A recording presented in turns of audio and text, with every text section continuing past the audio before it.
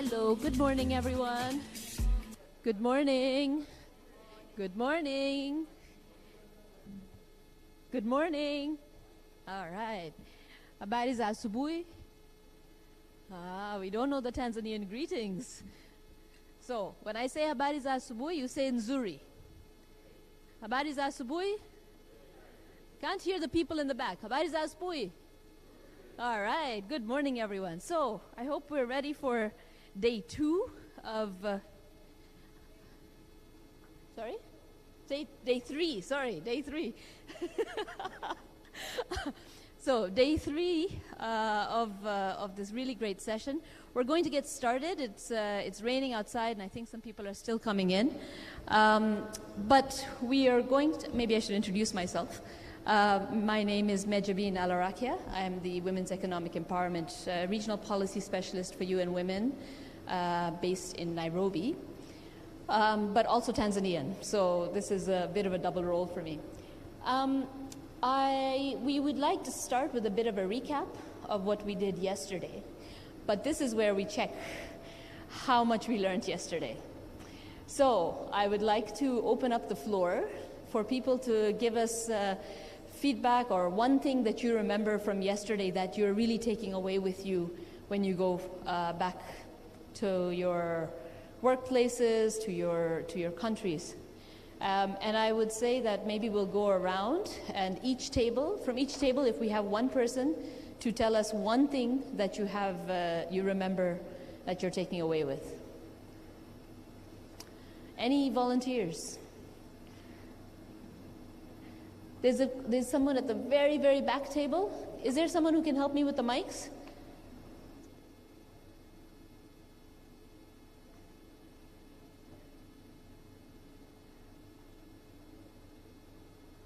So we'll start with the very back table, and then we'll come to the front table, and then we'll go around from there.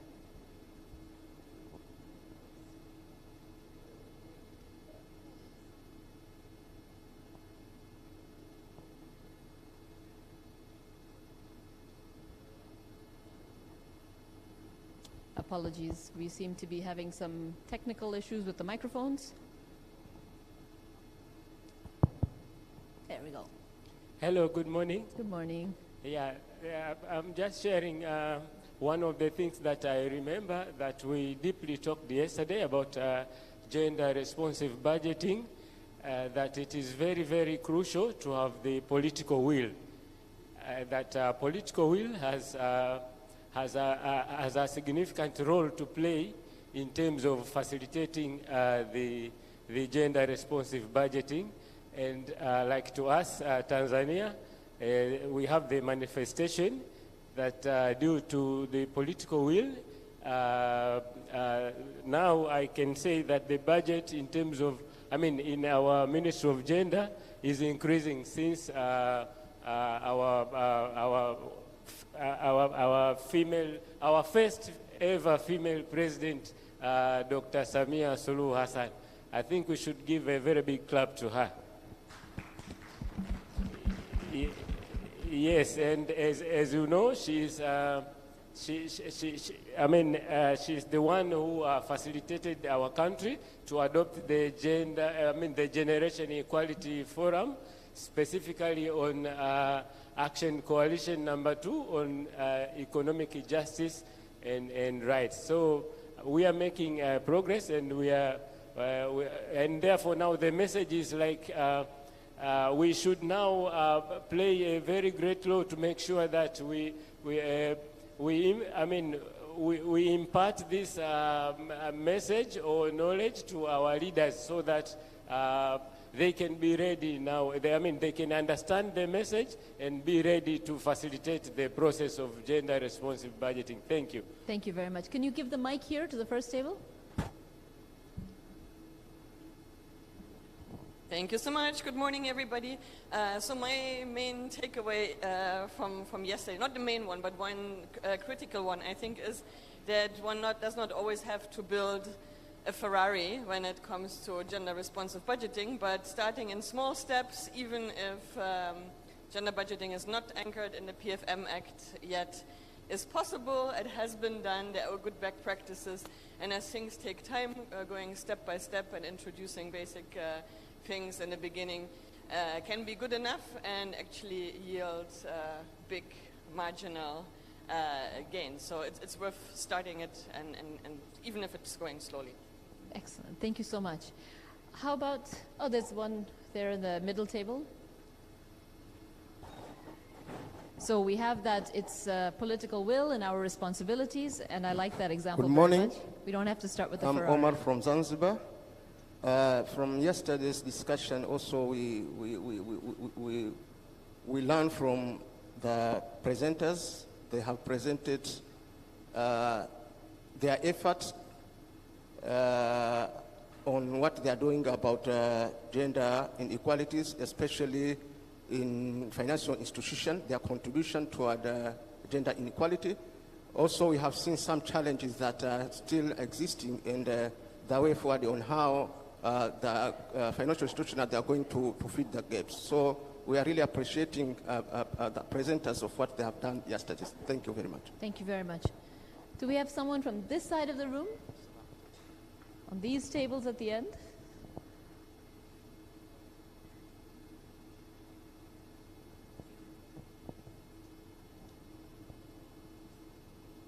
Okay, we have one at the back, and then we're coming to this row of tables. So someone from this side, prepared to give us one thing you have.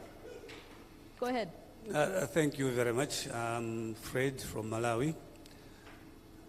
Yesterday was a very interesting day, especially hearing from experiences from other countries. We heard from Tanzania, we heard from Senegal, also Zimbabwe, in terms of efforts that are being done to have gender-responsive budgeting. To me, what was most striking was maybe the example from Zimbabwe. Maybe it's a lesson that we have to emulate as well, because we are having challenges in our country. But Zimbabwe mentioned that each and every MDM, ministry, department, and agency has got a gender director, which to me is a very high score, and it would really facilitate GRB in our countries. So that is an example that I'll take home and try to facilitate if that can be doable. Thank you very much. Great. Thank you very much. Go ahead. Thank you. I think one of the key takeaways from yesterday engagements is the role of different gender strategies, policies in different sectors, and how they're the key ingredients to the budgeting, gender-responsive budgeting process, and that the process is multi-sectoral. That has to be informed by all the groundwork and the sectoral strategies that we have. Thank you very much. I see a hand on this table at the back, and then here. One, yeah, start there, and then we'll come here. I'm Annie from Malawi. One point that struck me from yesterday's discussion was to do with the non-economic factors, issues to do with how care work impacts on the economy and why we need to do something about care work. I think looking at where we are in Malawi and learning from the care policy tools that have been shared from other countries, the best practices, I see a number of entry points where we can implement what we are learning from here. Thank you. Thank you very much. So we had a great discussion in the morning yesterday around the care responsibilities and the unpaid care work that women and men do, but that they're disproportionately borne by women, and how that affects their labor force participation and economic activities, and among other things. Please go ahead. Hello, good morning. I'm Alice from Uganda, Minister of Finance. What stood out for me yesterday was the opportunities African countries have to pick on to ensure that they embrace gender equality. And one of them is investing in teenage girls or investing in youths. For us in Uganda, when we talk about gender equity, we focus so much on the youth. And I was very happy to see this coming out. Yes, we have to look at the youth because they are the majority we have, especially in our country. And once we focus on them, I know we shall achieve. And also, care work, it was also a very good discussion for me. I picked a lot. There is a project we are embarking on next year about care work in Uganda. So it was very good to share experiences. Thank you. Great, thank you so much. Any other burning reflections? Okay, so we'll take one more here and one in the front, and then we'll wrap up this session. Vincent at IMF.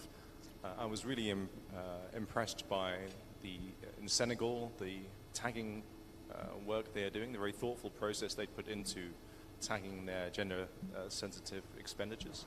And it underscored to me the lessons that can be learned across the region. Can you speak closer into the mic? It was really hard to hear. Sorry. Oh, that's much better. Sorry. Vincent at the IMF. I was very impressed by Senegal, in particular their work on tagging gender-responsive expenditures. It reminded me how much can be learnt from the countries in the region. Thanks. Thank you very much. And we had one more hand up here in the front, and then that'll be the last.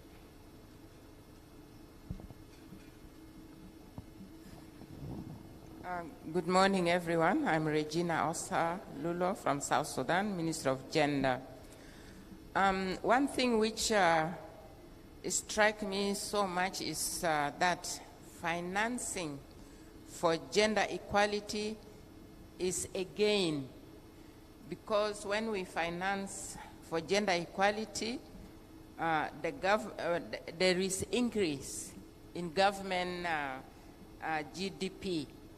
And this is very, very important, because when women are involved, especially in micro or macro businesses, you find that the population of women are more, so then the output of their work is even more, and it increases the GDP of the government. That's one thing. And also, as a generational financing, if we target young girls, automatically things will change, because more girls will finish their university, and there will be more girls, and gender equality will be achieved faster in the future. Thank you. Excellent. Thank you very much. And I think that, for me, sums up the whole of the first and second days. So that was a really good reflection to end on, that if we invest in women, we actually see a return in terms of GDP and growth and so many other aspects of life, also in terms of the inequalities and the inclusion that we see gains on. So thank you very much for those reflections. I think we're all up to speed on what we talked about yesterday. For those who may have also missed a session or two, we're going to try today to not be as late as we were yesterday, although we are already half an hour behind schedule. But we will try to keep within our schedule today so that we can finish at a reasonable hour, and then you are able to respond to the request of the ministers of, particularly the Minister of Tourism, who was with us on the first day, to go out and see the space and see Dar es Salaam and enjoy what the city has to offer. So for our first session, I will move straight into our first session. For our first session, we have a colleague from the IMF. I don't know who it is, but it's Rasmane Ouedraogo, I think. Is he presenting online, or is he here? Ah, there he is. Okay. So over to you. Yep. Okay. Thank you.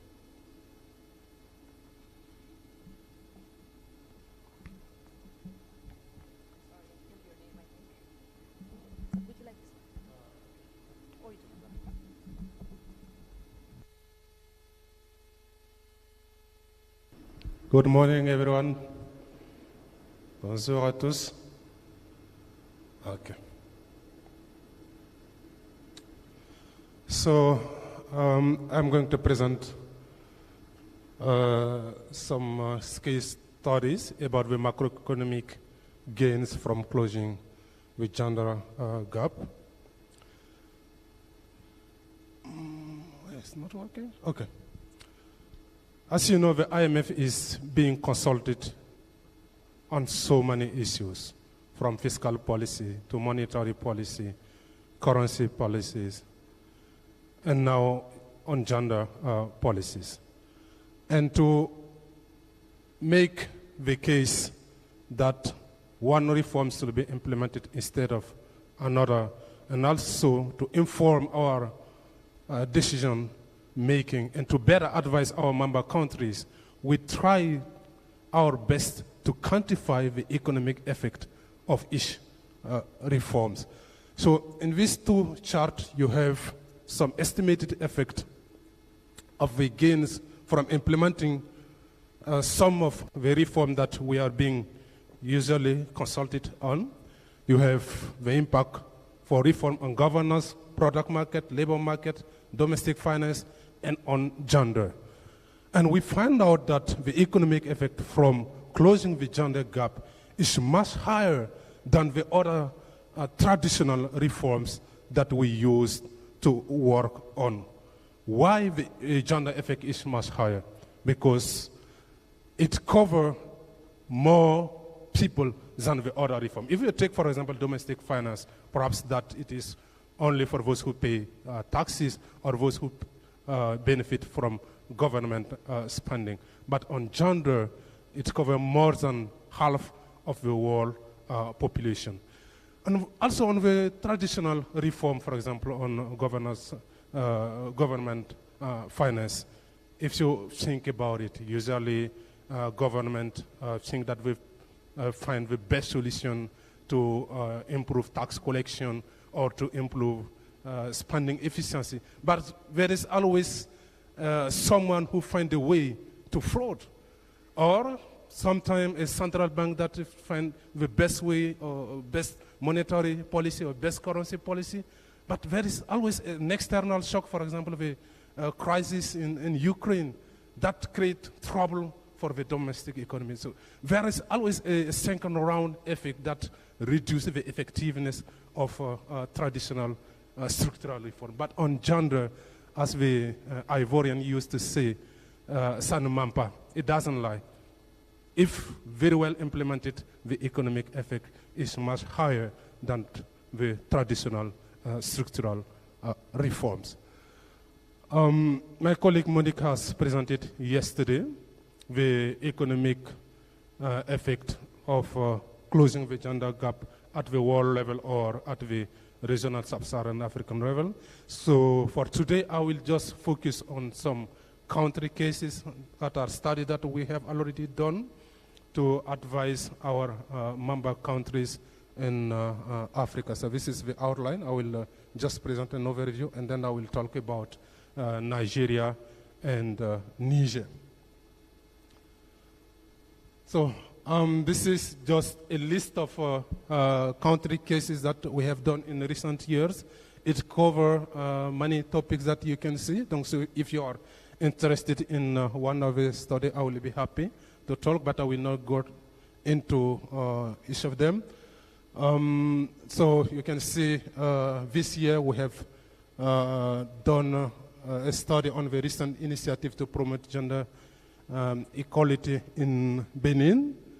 In 2018, we worked on how gender equality can help bring peace and security in Central African Republic. And also, one IMF team has worked on Mali, on fragility and gender equality. That is also a topic that is covered during this high-level meeting. So, yes, we have other studies on Niger, Nigeria, Rwanda, Senegal. It covers so many topics, not only about our usual expertise. It goes beyond public finance, as you can see. So, for this morning, I will go and present only the case of Nigeria and Niger. Don't ask me why Nigeria and Niger. Nigeria because Monique was part of a team who did the study, so she is here and she could respond to any question. And Niger, because I was part of the team who did the study, so I could respond to any question about the study. So for Nigeria, we look at the macroeconomic cost and future opportunities. So, of course, during the first day, I think, or it was yesterday, the UN Regional Director, Dr. Maxim, said that Nigeria is the biggest economy. That is true in Africa, but at the same time, it is one of the countries that has very low level of education, and the quality of education is also below the average in sub-Saharan Africa. And beyond that, what we have observed is that there is huge education inequality and huge educational gender gap. On the chart on the left, you have the percentage of children that are out of school per income quintile. And so what we can observe is that the probability for a child to be out of school is around 70% for the poorest household against only 1% for the richest household. So another fact is the gender gap. The bar in blue represent for boys and the red point represent for girls. So we can see that the probability to be out of school is much higher for girls than boys, and particularly this gender gap is higher for the poorest household and lower for the richest household. So the gender gap is also evident when you look at in terms of literacy rate. In the poorest household, only 10% of girls are literate against more than 30% for boys. But this gender gap gets closed as the income rise.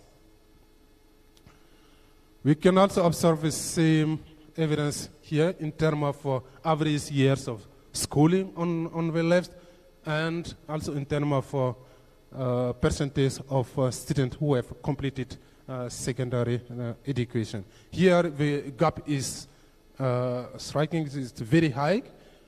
In the poorest, 20 poorest household, only 1% of girls are able to complete their secondary education against around 10% for boys. So the gender gap is large here, but it gets close as the income increase. Now, we try to make a different scenario about closing the gender gap, and also one structural reform on education to see which one creates the biggest economic effect. The first scenario we look at, we remove the gender gap by equalizing the number of years of education for boys and girls within the same income percentile as it is here. So we have this gender gap per income quintile percentile here. So in this first scenario, we try to close this gap for within each income percentile. So in the second scenario, we increase the education level for boys and girls so that each kid benefit from at least the current median years of schooling. This is kind of equal years of education for boys and girls. Here we can say that if we, it is like increasing the level of education for boys and girls so that we reach the median years of schooling, that is around 6 years. So this policy will mostly benefit the poorest household. So in the third scenario includes the second one, that is gender equality in terms of education, but it adds another policies to remove obstacles to women participation to the labor market. So Madam Vaiva presented yesterday about the no-economic barriers to equal participation. So these are what we did here, the kind of discrimination or distortion about women participation to the labor market. So in this scenario, not only we have equal level of education for boys and girls, but we add another policy to remove the obstacle for women participation to the labor market.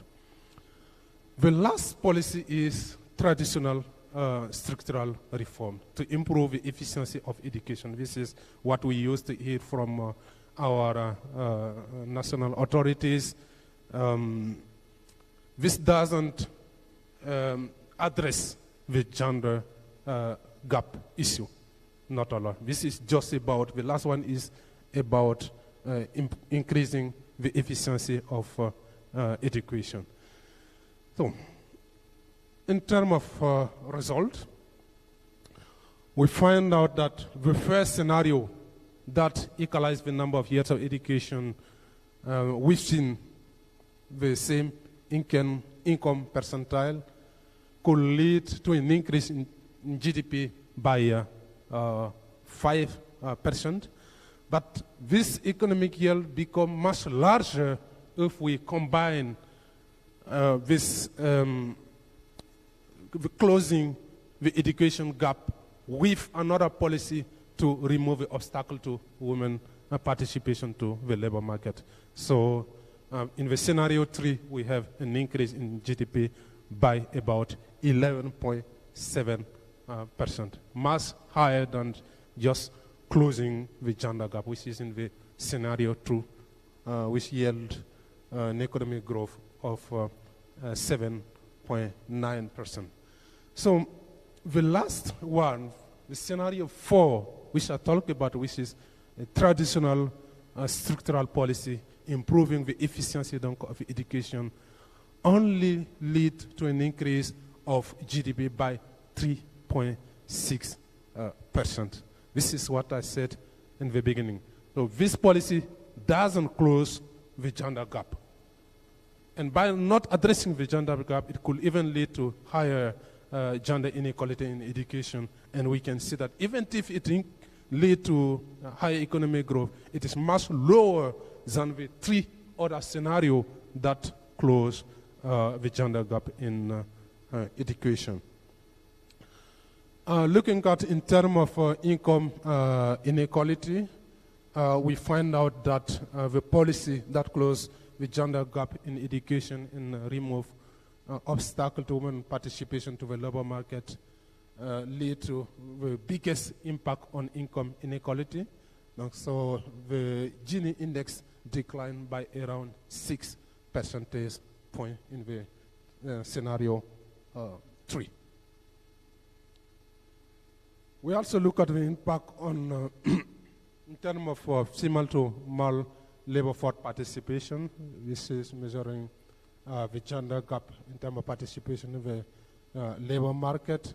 And here again, we find out that closing the gender gap in education and removing any discrimination on women participation to the labor market create the biggest impact in terms of participation to the labor market. So the female to male labor force participation increased by 24.3 percentage point in the scenario 3 against only 11.4% in the scenario 1. So for the scenario 4, which is just improving the inefficiency of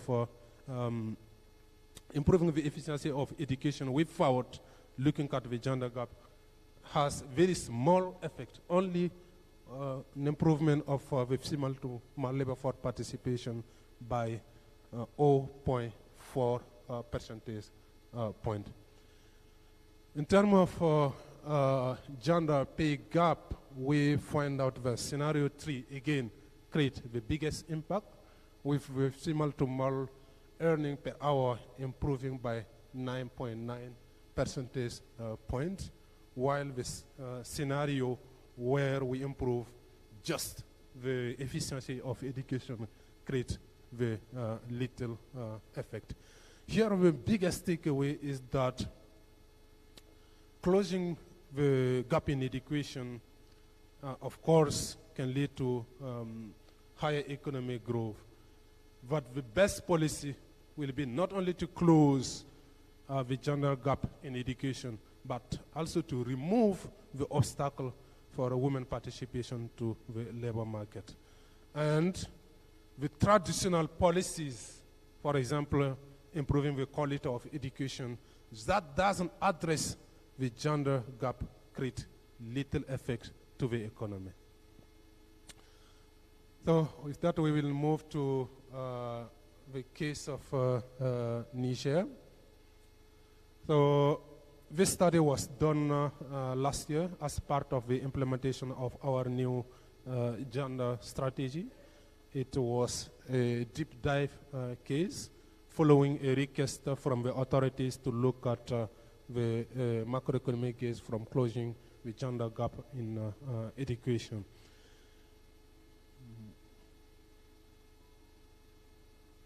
No, as background,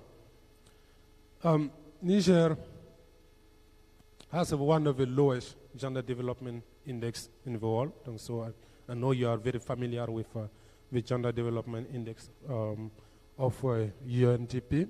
It is comprised of 3 sub-indicators: the life expectancy at birth, the average years of schooling, and the expected average years of schooling. So Niger, represented here in this chart on the right here, has one of the lowest gender development index in sub-Saharan Africa. And if we look at the subcomponent of the gender development index, we find out that the problem is not in terms of health, because the life expectancy at birth in Niger is higher compared to the other subgroups. If we take, for example, the WIMU of the average in sub-Saharan Africa or the Sahel region, Niger has very high high years of life expectancy compared to the other subgroups. The problem comes from in terms of education attainment. The country has the lowest education attainment compared to the other subgroup, and the gender gap is also large. So not only in terms of the average years of schooling, but also in terms of the expected years of schooling for newborn. So the authorities think that the problem, there are so many problems. Of course, we can highlight poverty, culture, social norms. But for girls, we observe that the rate of girls who drop out is very high. And in Niger, it is about half of girls who drop out of school before completion. And that rate is much lower in the other subgroup of sub-Saharan African countries. Another problem is child marriage. In Niger, about 80% of girls get married before 18. 80%. It is very high. So it could be linked to social norms, to culture, etc. And that is much higher, even the double of the average in the WIMO countries. So as a consequence of lower female education and child marriage, women are mostly employed in vulnerable jobs in Niger. The chart on the left gives you the share of wage and salary female workers in sub-Saharan Africa, the Rim of the Sahel, and Niger. And what we can observe is that the Niger has the lowest rate of wage and salary female workers compared to the other group of countries, with only 1.8%, less than 2% of women in Niger having wage and salary jobs. And that is 10 times lower than the average in sub-Saharan Africa, that is about 18%. So on the right, we have the share of vulnerable employment for women, and we can observe that Niger has the highest rate of vulnerable employment for women, with about 96% of women having or working in most vulnerable job. But not everything is too dark. There are some encouraging signs. First, on the Gender Development Index, of course, currently it is one of the lowest in sub-Saharan Africa, but we have observed some improvement over the last 2 decades, with the index increasing by 15% between 2000 and 2021. And also, the Gender Parity Index at both the primary, secondary, and tertiary education has also improved over the last 2 decades. So our simulated policy, as I said, the study was done at the request of the authorities who made education a key priority, particularly girls' education. The former President Bazoum, who really went to tackle child marriage, decided that education will be a key priority for his development program, and the focus will be to promote girls' education. So for the last the initial national budget, we increased education spending by 18%, and the biggest part will go to building schools for girls. So the policies that they ask us to look at the economic effect is just in line with what they are doing. And the scenario that we run was to increase education spending so that to close the gender gap in education within the same income percentile. So this is a kind of short-term policy. It is not a big and long-term policy aiming to significantly increase the level of education of girls, but at least to make sure that for each income percentile, boys and girls have the same level of education. The chart on the right gave the level of education for boys and girls per income percentile. So boys is in blue and girls in red. And we can see that for every income percentile, boys tend to have much higher level of education compared to girls. So what is also interesting for the case of Niger is that for the poorest household, the gender gap is lower compared to the richest household. The gender gap here is about 0.3 years of schooling, but for the richest household, the gap is 1.4 years of schooling. And remember, this is the total opposite of the case of Nigeria, where the gap is larger for the poorest household. So for Niger, it is not the case, which means that the problem is not because of lack of capacity. if it were a lack of capacity, poverty, or something, we should have much lower gender gap for the richest household. So it means that there are other social norms that prevent girls from staying longer in school. So this is what the authority have in their national development plan. They want to have a gender parity at the primary and secondary level by 2026 in 3 years. So as I said, this is just short-term policy, and their goal is to increase significantly education spending to reach that goal by 2026. So we did the calibration, and these are the results. On the left, we have the impact on labor supply for women, and on the right, we have the impact on the income. And we find out that the labor supply, female labor supply, will increase by about 86% if the gender gap in education is closed. But remember that we start from very low level, with the share of salary and wage female worker being only 2% in Niger.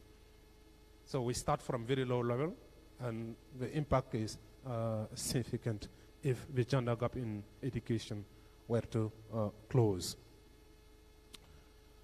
On the right, the labor income of women will increase by 8.6%, and that will help reduce the gender pay gap here in the formal sector by about 63%,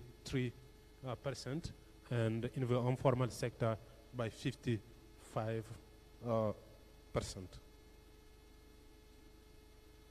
So what is required is just an increase in education spending by 21%. In terms of the overall budget, it is just an increase of 3%. But in terms of economic effect, we found that that GDP will increase by 11.2%, which is significant, very high. On the right, because the request was done by the Minister of Finance, so we look at the impact on public finance, because now with women having jobs, they will pay taxes, they will consume, and the government will be able also to collect more taxes on consumption. They will also create new companies, and the government will also collect taxes on these companies. So there are some fiscal impact. We assess that tax collection will increase by 11.3%, driven by the labor income tax by 15.3%, the corporate income tax by 16%, and consumption tax by 3%. So not only government will be able to collect much higher taxes, 11.3%, but the government budget required to close the gender gap is only 3%. So the increase in spending is only 3%, while taxes increase by 11.3%, and this will help bring the fiscal deficit down by 9%. So this is a good news for Ministry of Finance to see that they can not only collect more taxes, but also lower their fiscal deficit, their debt, due to a policy closing the gender gap in education. Now, in terms of takeaway, for the case of Niger, the authorities were very receptive to the study. It was done at their request. and they use it to make their plaidoyer with development partners, and we present it to many stakeholders in Niamey. In terms of policy recommendations, we just build on what they are doing. First, building adequate school infrastructure. The government has a policy aiming to build 100 boarding schools, and that is something that we closely monitor in the IMF program. We have a social spending target, and this the construction of boarding school for girls is closely monitored in this target. Second, designing investment to improve the quality of education.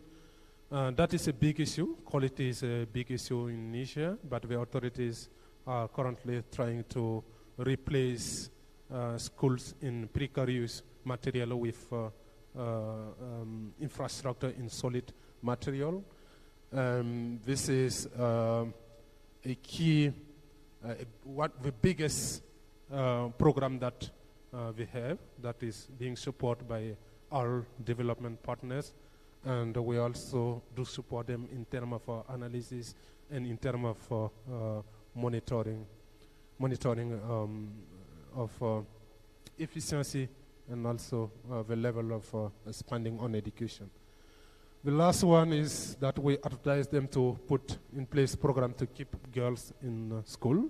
It is good that we are building boarding school for girls, but we need to make sure that girls stay longer. As I've shown, it is not a matter of financial resources, it is a matter of social norms and culture. So we need to make sure that even after building this boarding school for girls, they still stay longer in school, and the government can put in place some program to encourage parents to keep their girls in school. Next policy is that we understand the importance of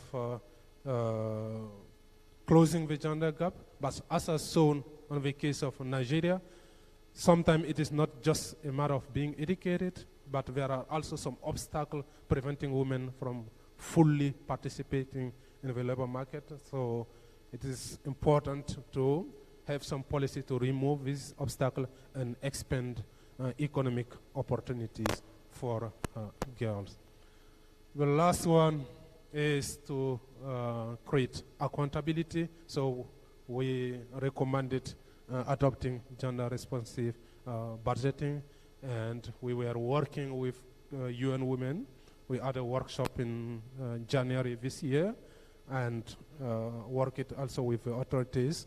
But unfortunately, the military coup in July led to a suspension of discussion. But hopefully, we will resume the discussion very soon. Okay, thank you so much. Thank you so much. So we have some time for a few questions.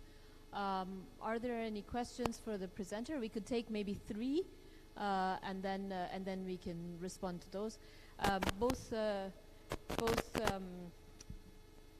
Mr. Rasmane and Monique are both here as the authors, so they will also be available around the tea breaks and lunch for any further questions if people have detailed questions. But any questions from anyone?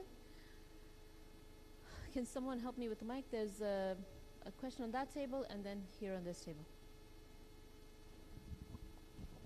Thank you very much, Rasman, for your brilliant presentation. My name is Basil Jones with the African Development Bank Gender Department.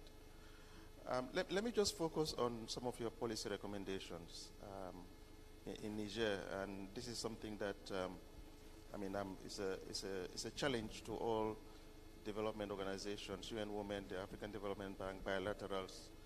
Really, if we are serious about closing gender gap in the continent, we know where the countries where you have the largest gender gaps. We need to collectively put our resources together. And Niger, Chad are 2 countries where we have the largest gender gaps in the continent. So my appeal is, I think no one institution or organization can do it on its own. We need to pool resources. If they're going to build 100 boarding schools, that's quite a lot of resources for one institution to carry out. But more fundamental, I think you have made the point, is for the boarding schools to be built, and then you have to have the girls going to the boarding schools. But given the cultural and social norms in Niger, is this going to be free education for the girls, or are parents supposed to pay? I think we need to look at some of those policy recommendations, because it's going to be very critical. And are these schools going all the way to secondary level? And that's one of the ways we can reduce this early child marriage, which has been one of the main problems in Niger, why we have these huge gender gaps. So those are sort of the 2 points that I wanted to put across. But I think this is a very useful study. I don't know whether you have done the same study for Chad as well. We would like to know whether in the case of Chad you have similar results. Thank you very much. Thank you very much. So that's another, going back to our points yesterday about misplaced kisses and friendly fire, and to make sure that the intentions of the results of the policies that we're putting in actually achieve the intentions that we have in mind. So we have another question there in French, I think. Bismillah, salam alaikum. Je vais parler en français. Merci de mettre les casques, s'il vous plaît. D'abord, ce n'est pas des questions, mais on peut apporter des compléments, des contributions par rapport à l'exposé de M. Ouedraogo. Concernant le cas du Sénégal, ce que je peux appuyer, c'est en termes, par exemple, de collecte d'impôts. Ce que nous sommes en train de faire, comme organisation de jeunesse, c'est de travailler directement avec les autorités locales. C'est-à-dire que on se dit que les questions d'inégalité de genre, on a beau en parler, mais c'est les questions de proximité. C'est des choses qui se déclinent au niveau local, au niveau des collectivités, des communautés. Donc, les actions que nous sommes en train de faire pour les réussir doivent être des actions qui se font au dernier kilomètre. Et quand on parle de dernier kilomètre, c'est carrément les... Just 1 minute. I'm not sure, is the interpretation on?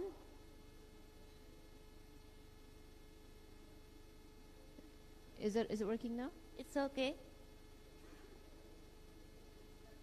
It started now? Okay. Please continue. Sorry about that.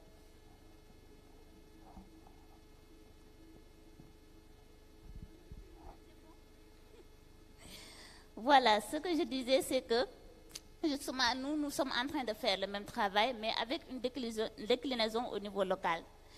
Parce que ce qu'on observe, c'est que ces questions-là, les questions d'inégalité, c'est des questions communautaires et que ça se trouve vraiment au niveau des localités, au niveau des collectivités territoriales. Donc, nous essayons d'accompagner ces autorités dans la collecte des impôts en les outillant. Aujourd'hui, beaucoup de collectivités ont été appuyées en élaborant le plan de mobilisation des ressources. Nous les appuyons aussi à faire ce qu'on appelle des activités de sensibilisation au niveau communautaire sur le civisme fiscal. Et ce qu'on voit, c'est qu'il y a des répercussions concernant la réduction des inégalités de genre. De plus en plus, ces collectivités territoriales, au niveau des municipalités, il y a des appuis, des financements dédiés aux femmes. Il y a plus de construction, d'installations, comme cela a été présenté, sanitaires au niveau des écoles, plus d'accompagnement pour les filles et plus de financement dédié directement à la santé des femmes et des adolescentes et jeunes. Donc, mettre le focus, on a beau en parler au niveau global ou bien au niveau national, mais toute la déclinaison, si nous voulons le réussir, c'est de mettre l'accent sur le niveau territorial, le niveau des collectivités, et voir comment nous pouvons appuyer les autorités locales dans les outils sur les questions d'inégalité de genre, travailler directement avec eux pour avoir des réponses rapides et aller directement vers l'atteinte des objectifs de 2030. L'autre chose, une question qu'on observe partout et qu'on se dit qu'on s'attend à ce que ça disparaisse d'ici 2030, c'est les questions d'état civil. Tout ce qu'on a pu dire hier ou bien ces 3 derniers jours, nous, quand nous descendons sur le terrain, on se rend compte que ça soit l'accès à l'éducation pour les filles commencent à aller à l'école, mais à la fin, elles quittent à cause des problèmes d'état civil. Nous accompagnons beaucoup de groupements de femmes, mais une fois qu'il est temps de les aider à accéder au crédit, il y a encore ces problèmes d'état civil.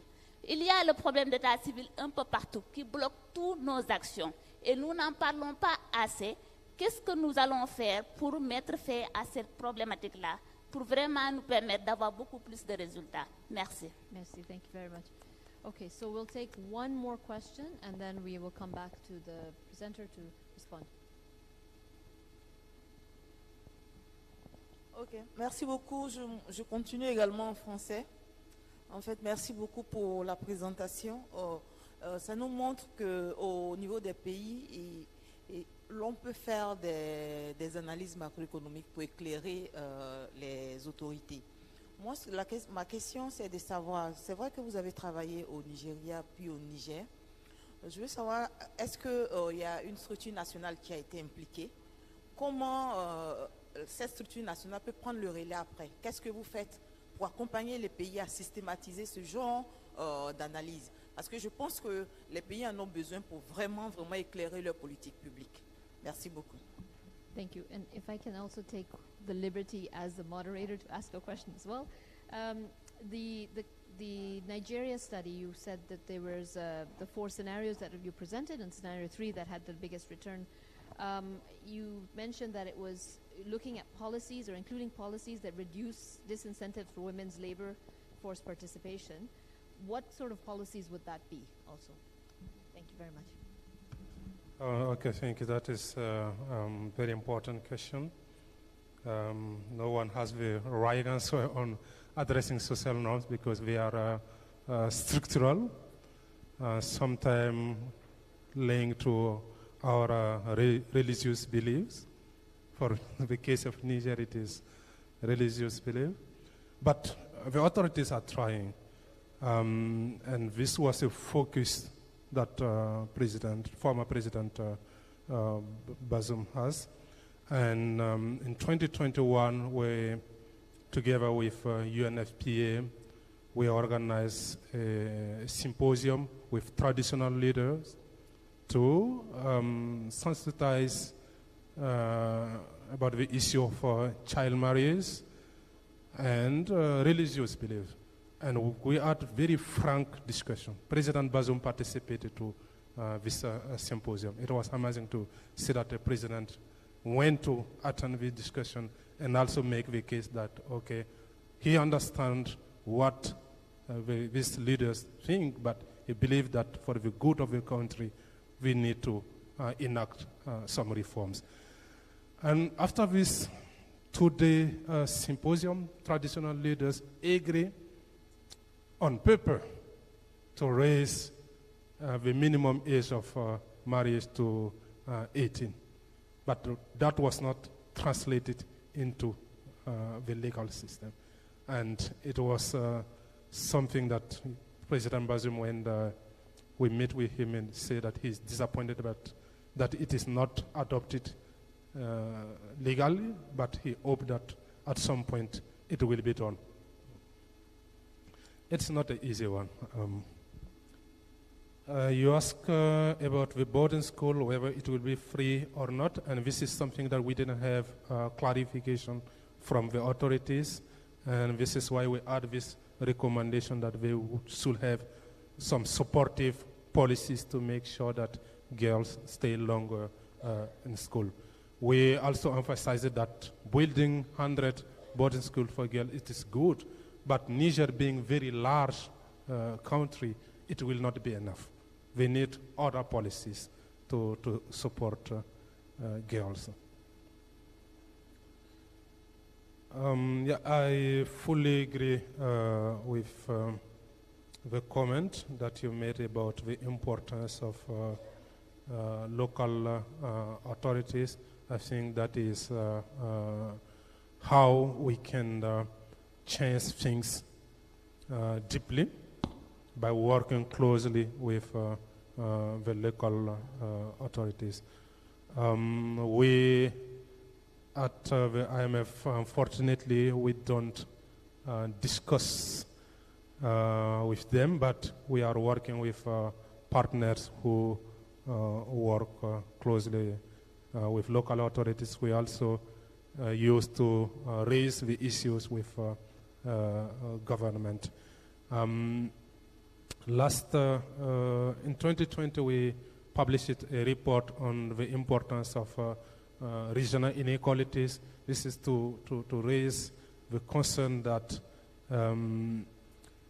it is a big issue to be tackled, and regional authorities should be more involved in the policy making process.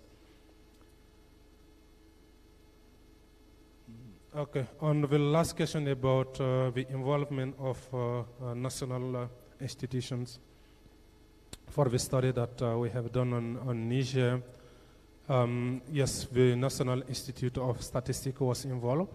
They provided us all the data for the study, and we worked closely with the Ministry for Women Affairs. We have one more question from.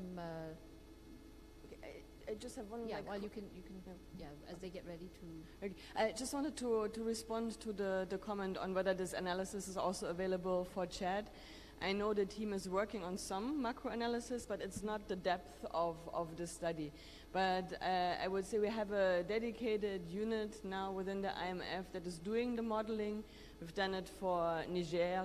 Obviously, Razmane has done it. Nigeria, Sierra Leone, Senegal. The study exists. Has been done for Kenya.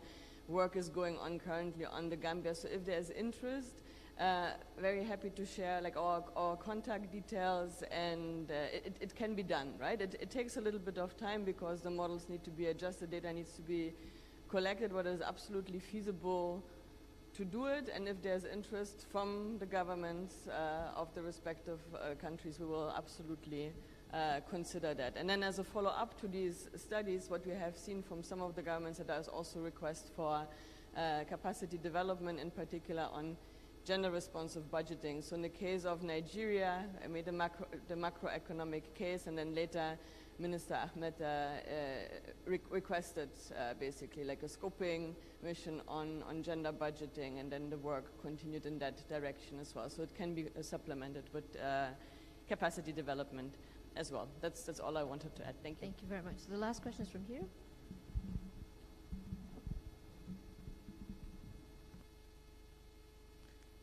Thank you very much for your presentation.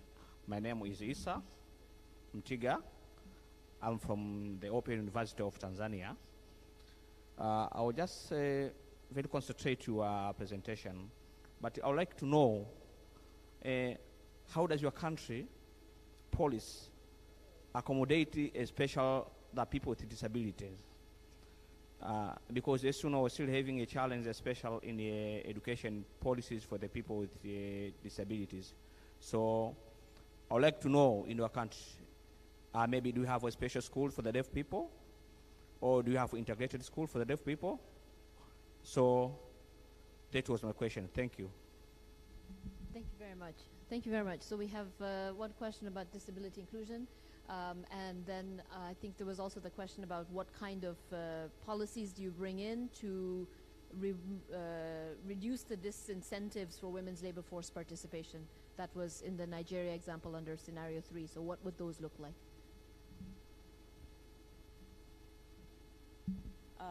For Nigeria, so there was a range of recommendations also developed in collaboration with some of the other development partners, Ministry of Gender, and then we presented it to Ministry of Finance. A lot of it was basically on implementation of legal rights. Some were in the area of addressing financial access gaps.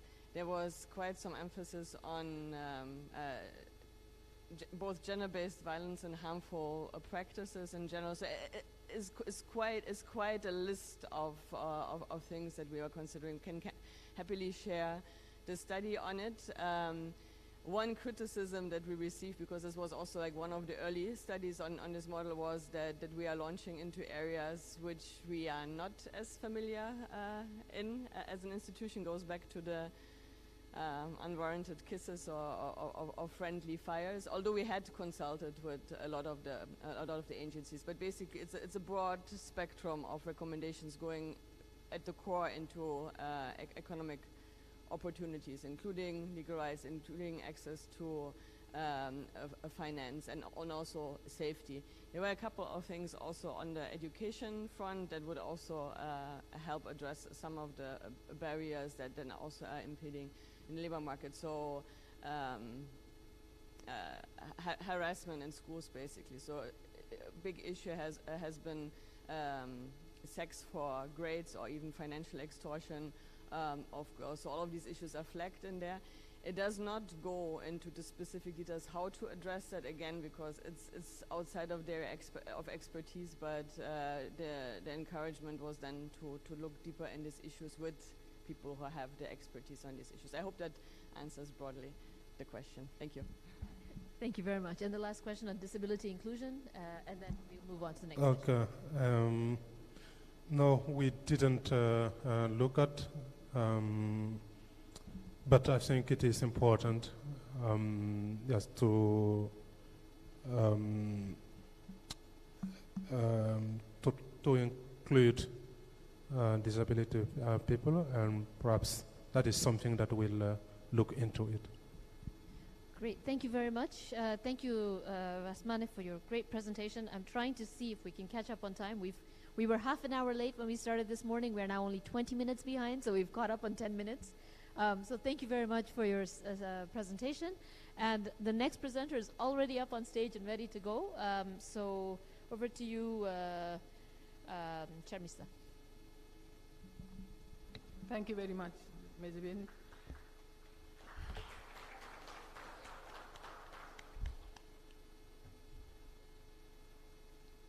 Thank you very much. Good morning, everybody, and thank you for your time. We spoke yesterday about gender-responsive budgeting. It was just an introduction, and it was laying the foundation for what we are going to talk for the next few minutes. Our time is a major constraint, so I'll try to be as short and brief as possible. But at the same time, this is a very important topic, so we don't want to compromise on quality. Before I begin, I just want to mention 2 points which we have been overlooking in our enthusiasm since yesterday. Gender-responsive budgeting is gender-responsive budgeting. It is not women's responsive budgeting. So we have to take into account when the allocations are made in the budget, they also address the needs of men and boys. I can speak from my experience that in some countries where I was involved in the preparation of the budget of the health ministry, we had to focus and emphasize or increase the budget in areas, in pockets, where there was a high incidence of prostate gland-related diseases, prostate cancer in particular, and the allocation had to be increased for men. So from other sources to ensure that they get the medical care and support that they require. In another country, in post-conflict country, which had a very tremendous impact on boys and young men, which led to high substance abuse and antisocial activities. So when we were drawing up the budget for the ministry concerned, we had to ensure that the allocation was made in such a way that the young men, boys, were rehabilitated, put into vocational training institutions, and were able to reintegrated into society with some kind of income support or they are self-dependent economically, so that they were not continuing with the negative activities that they were doing. So please, we must remember gender-responsive budgeting is not only for women and girls, but also for men and boys and other vulnerable groups. And the second point is that gender-responsive budgeting is not a magic or a silver bullet. We put it into the budget or we put it into the PFM reforms, and immediately gender equality is ensured. This is unfortunately not the case, so we must be very careful. As we heard about friendly fires yesterday, many times, despite our best intentions, we do not get the results that we desire. And because of the pushbacks or the backlashes, sometimes there's one step forward, 2 steps backwards. So the point is we should not lose our focus on the goal. We always must be tenacious and see that sustainability of the little modest efforts that we are making for integrating gender responsive budgeting into the public financial management systems or reforms, or in the budget process, all 4 of the phases, they may be modest, but they should not disappear from the mainstream national budget. So this is what I wanted to highlight. Having made these two introductory remarks, I just want to skip the table of contents and go straight to why is gender responsive gender analysis so important. Yesterday there were a number of questions. How do we analyze the budget from a gender perspective? What activities should we do to ensure that the sector or the line ministries get the allocations and the finance ministry is able to approve the allocations based on the demands or the situation analysis of the sectors? So one of the most important tools that we apply for integrating gender responsive budgeting in the main budget or the public financial management systems and reforms is gender analysis.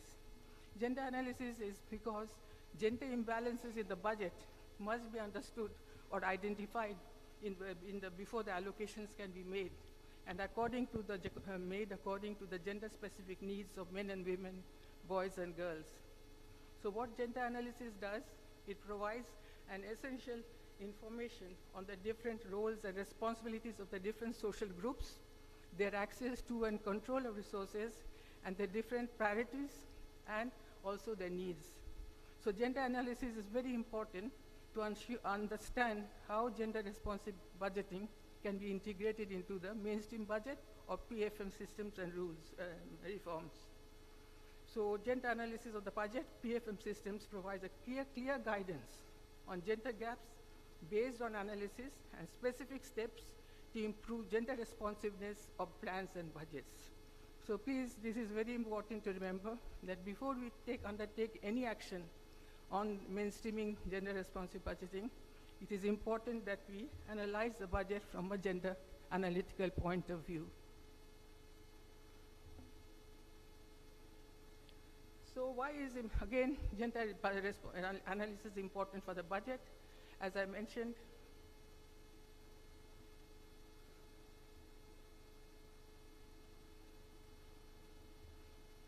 gender analysis, gender responsive and PFM systems, and SDG 5, gender equality goal, and indicator 5.C.1, which is one of the indicators which ensures or is a kind of a guidance for ensuring that gender responsive budgeting is included in the mainstream budget of PFM reforms.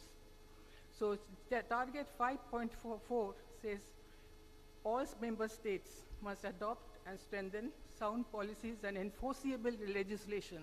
It's not only good to have policies, but it should be enforced for the promotion of gender equality and empowerment of women and girls at all levels and for all women and girls.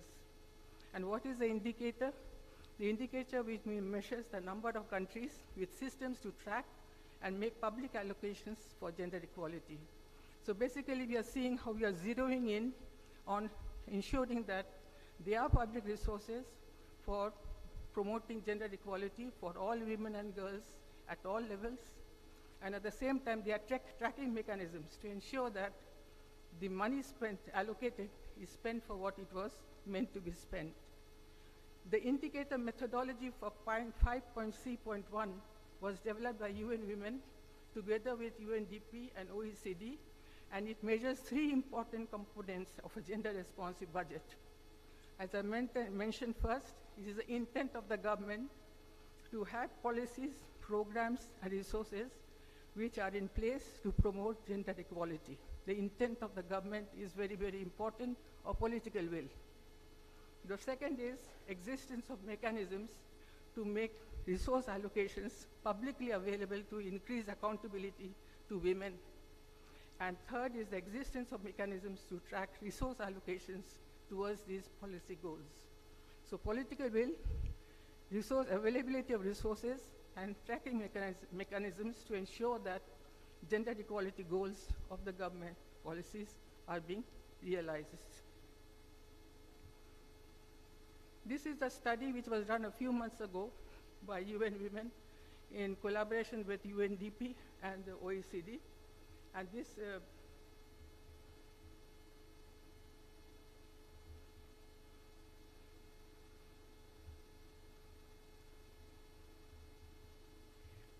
is regarding the progress of SDG indicator 5.C.1, how it works in practice. It works in practice on the basis of 3 criteria. The first is policy framework and adequate resources for gender equality must be available, as we just mentioned earlier. And there should be gender analysis of public financial management systems.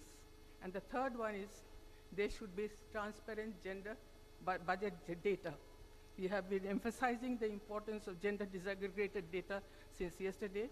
So these are the 3 pillars on how SDG indicator 5.C.1 operates in practical terms. The survey which was carried on by UN Women, UNDP and OECD recently, and the report was published a couple of months ago, shows that around the world, only 15% of the countries does not meet the requirements of indicator 5.C.1. 59% of the countries approaches close to meeting the targets, and 26% really meets it. In sub-Saharan Africa, 20% of the countries does not meet, 59% approaches close to meeting, and 21% meets the criteria. So these are the findings of the survey which was done last year and was published only a few months ago.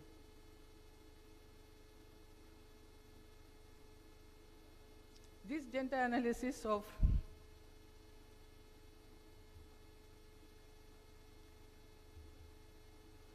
the indicator 5.C.1, it has 7 questions. Number 1 is whether gender responsive budget instructions are there in the government. Number 2, whether ex-ante gender impact assessment of proposed policies are available. Number 3, whether sex disaggregated data to inform budget decisions are put in place. Number 4, whether there is a gender budget statement. Number 5, whether gender budget tagging or classification is available.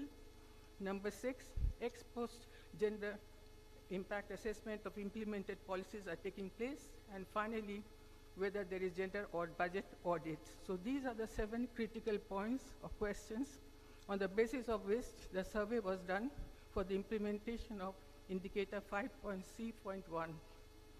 Governments need to respond. Out of the 7 indicators, only 4 of them. And it was found that of all the other indicators, this 5.C.1 of the SDGs had the lowest achievement of only 32%. Data collected between 2018 and 2021 by UN Women, OECD, and UNDP, who are the custodians of the indicator, from 105 countries and areas show that only 1/4 of these countries or areas have systems to track resources. Even if they have resources, but the tracking, which actually is a key pillar on which gender responsive budgeting rests to ensure that there is gender equality and empowerment of women is promoted, is not available more than in 1/4 of the countries and areas. So this shows that there's a lot of work to be done in implementing indicator 5.C.1 to achieve the goal of 5.4, which is to ensure that countries have policies and enforceable legislation to ensure that resources and budget are available for promotion of gender equality.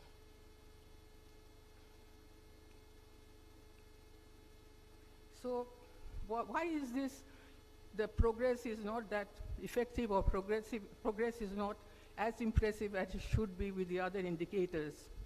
This is because there are some myths on which gender analysis, before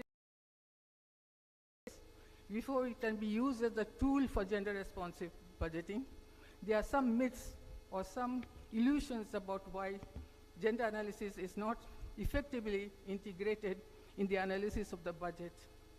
One of the first myths is that women's economic activities are not considered as productive work. there is very little difference between the reproductive activities of women and the productive activities of women. And moreover, as we all know, care work is not covered in gender GDP. The second myth, which is very, very commonly experienced, is development is gender neutral, budget is gender neutral. When an allocation is being made, it will always go to both men and women, boys and girls. So what is the need of having gender responsive budgeting when we know development and budgets are gender neutral? The third myth is that women, as we know, are concentrated in low paying, low investment, involving low skills. So if they are always have been doing these kind of activities, what is the need of having a change? The fourth one is women's empowerment is at the cost of men's present status in the country, in society. I recall one example in a country I was in, which had the first lady president of Africa. And when we were trying to promote gender responsive budgetings, I was asked to sit down because the gentleman concerned from a very important ministry said, we already have a female head of the government, so what more do the women want? There's no need to have any gender responsive budgeting. So this is the kind of pushback or perception that we have been experiencing. The fifth one is that women have been always beneficiaries of development activities, so they cannot be at the decision-making level. And lastly, but it has been a very common experience of mine, that gender analysis of the budget is a foreign concept. It comes from the West, from the developed countries.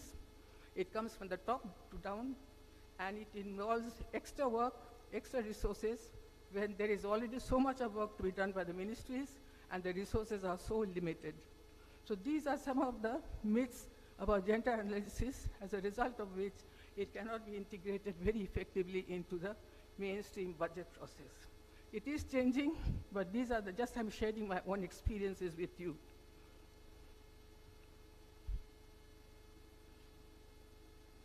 So what is the reality? We have heard about the myths. So what is the reality of gender analysis? Why should it be integrated into the budget process or the analysis of policies to ensure that they are gender responsive? The reality is that gender analysis, as we spoke a number of times yesterday, is not only an issue of social justice, it is also smart economics. And secondly, gender inequality exacts high costs.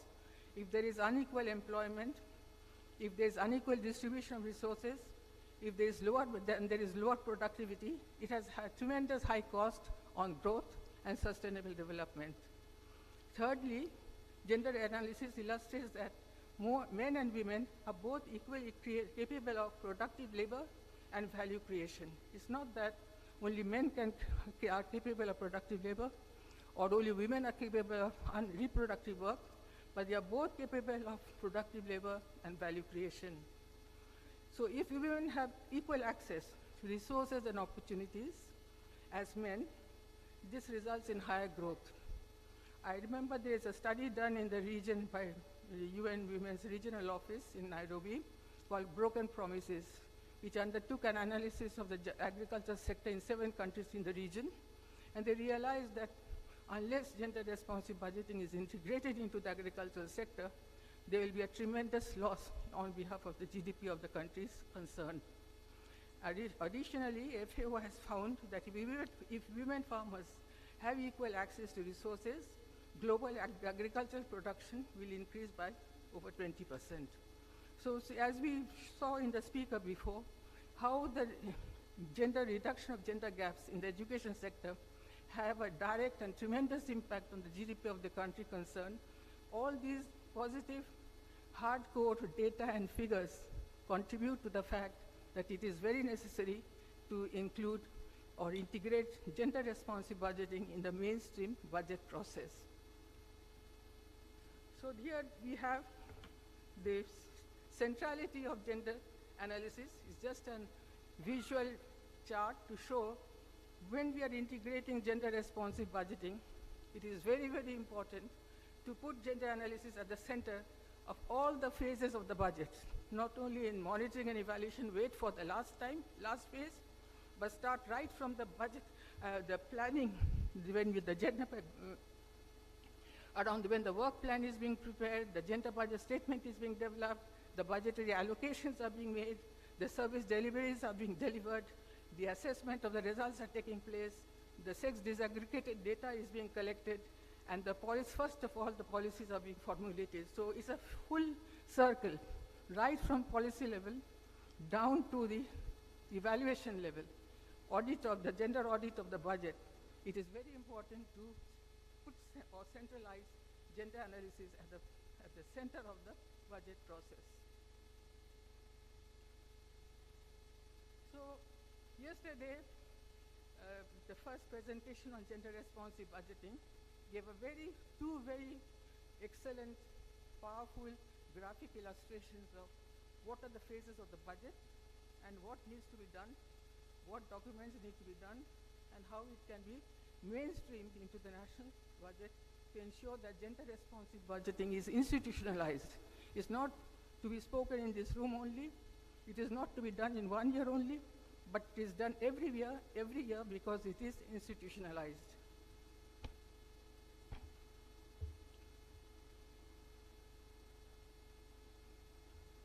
So the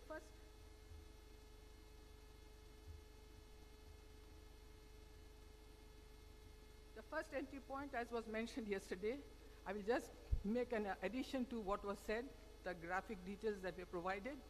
The first is the planning and the formulation phase. And what do we need to do at that phase is to put in place systems and processes that institutionalize gender responsive budgeting. And what does it actually mean in practice is to set up a unit in the budget department of the Ministry of Finance, or a cell in the Ministry of Budget of Finance, or have a mechanism of close collaboration between the Ministry of Finance and the Ministry of Gender and other line ministries, so that there's constant sharing of information on how the budget can be made more gender sensitive. Then also there is a need to have gender sensitive budget documentation.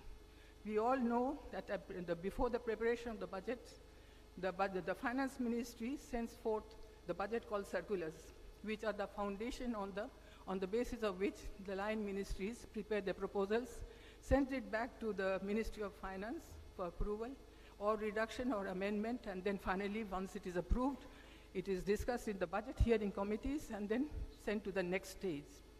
In the next stage, what happens in the enactment phase, there's a need for increased awareness of the lawmakers, because they are holding the string of the purse of the country.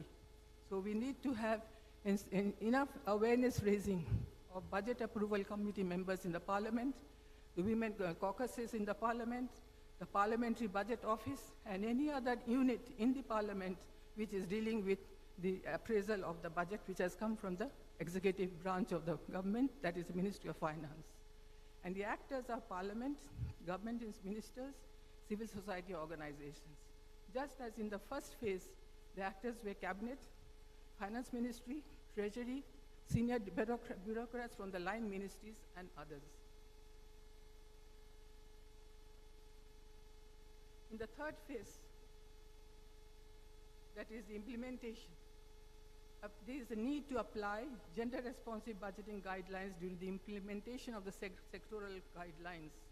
And this involves applying the GRB guidelines in the spending of the budget, in the procurement of the budget, the services, in the outsourcing of the budget services, and so forth.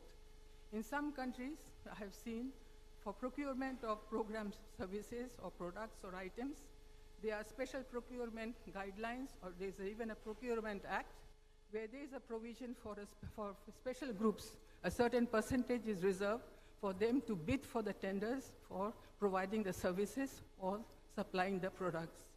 So who are the actors in the implementation phase?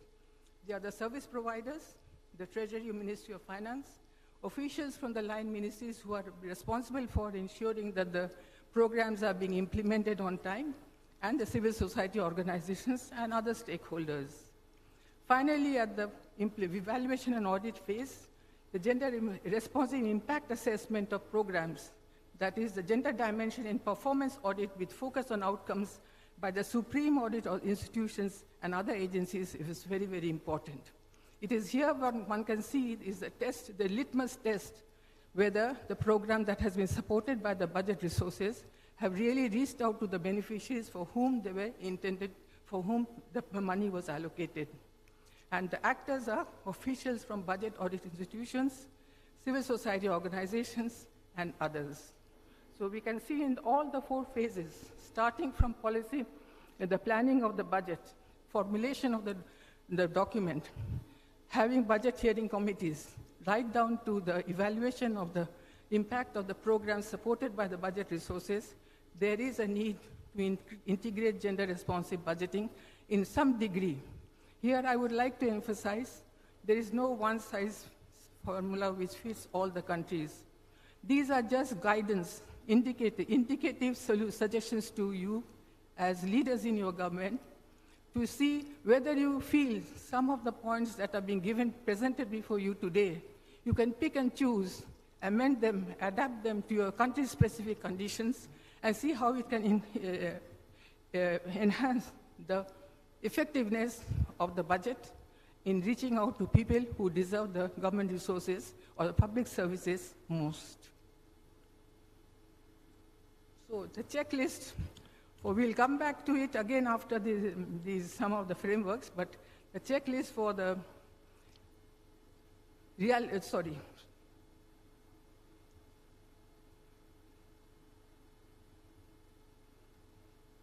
the checklist.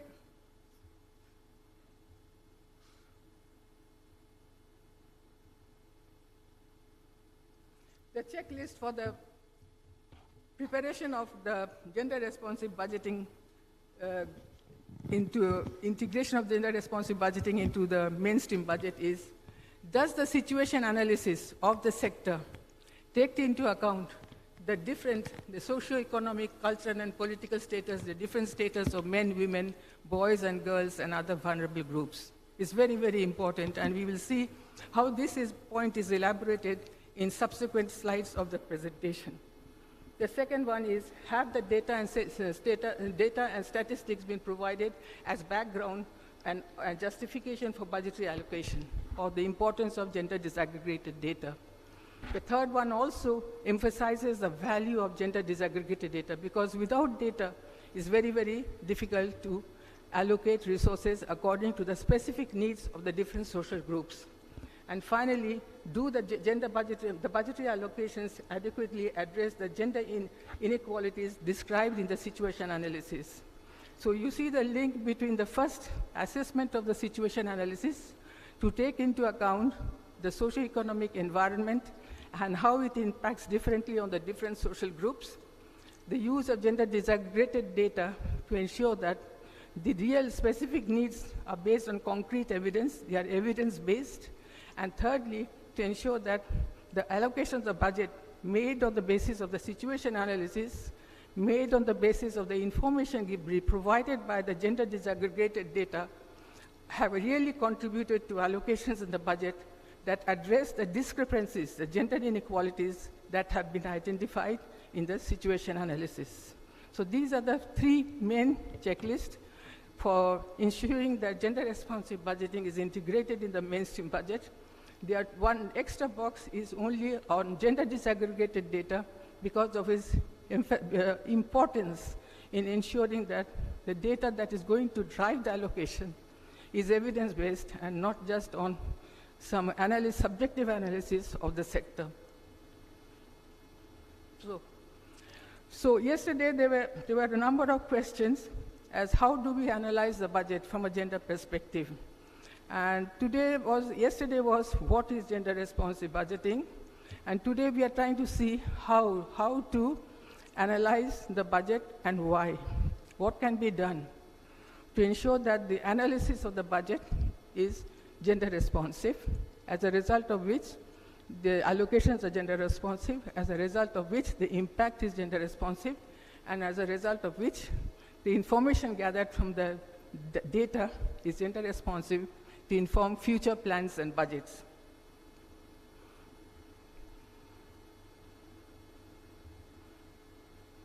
I will go there are six key points.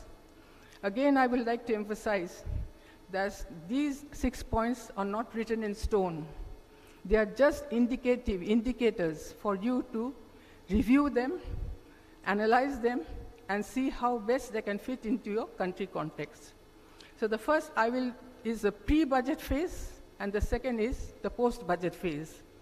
I will go through very hurriedly over the pre-budget phase because in session 4 this afternoon, there will be a very detailed presentation on gender impact assessment, which deals with the post-ante phase of the budget, when the budget is being prepared and how it is being analyzed to see what kind of impact it is going to have. But because it is a comprehensive, these 6 tools are interlinked, I will just very briefly touch on the pre-budgeting tools, and thereafter I will deal in a little bit more detail with the post-budgeting tools. The first of the pre-budgeting step is the gender-aware policy appraisal. It will be done in detail in the afternoon, but the gist of the whole thing is whether policies are actually reducing gender inequalities and imbalances. And the questions that are asked are policies, programs likely to reduce or increase gender inequality in the sector? We heard yesterday about friendly fires, so we have to be very nuanced in our understanding of the policies to ensure that there is no kind of friendly fire which regresses the progress that has been achieved. So how do policies and programs reflect women's and men's different needs? I'll just quickly give one of my experiences from the analysis of 6 sectoral budgets in Jordan. When we took the assessment of the 6 key ministries, agriculture, health, parliamentary affairs, education, and interior ministry, and two more, we found that despite the policies, major policy, the overall macro policy, focusing on gender-responsive allocations to meet the gender-responsive needs of the people, when we analyzed the policy, we found there was hardly any reference to identify the gender-specific needs and also the policy commitment to allocate resources according to the gender-specific needs of the people. What happened was, when it came to the monitoring and evaluation phase, that the 4th phase, we found that there was a performance card which mentioned that how many women have benefited from the program or how many men have benefited from the program. It was just a numerical quantitative figure and had nothing to do with the quality of impact of the program.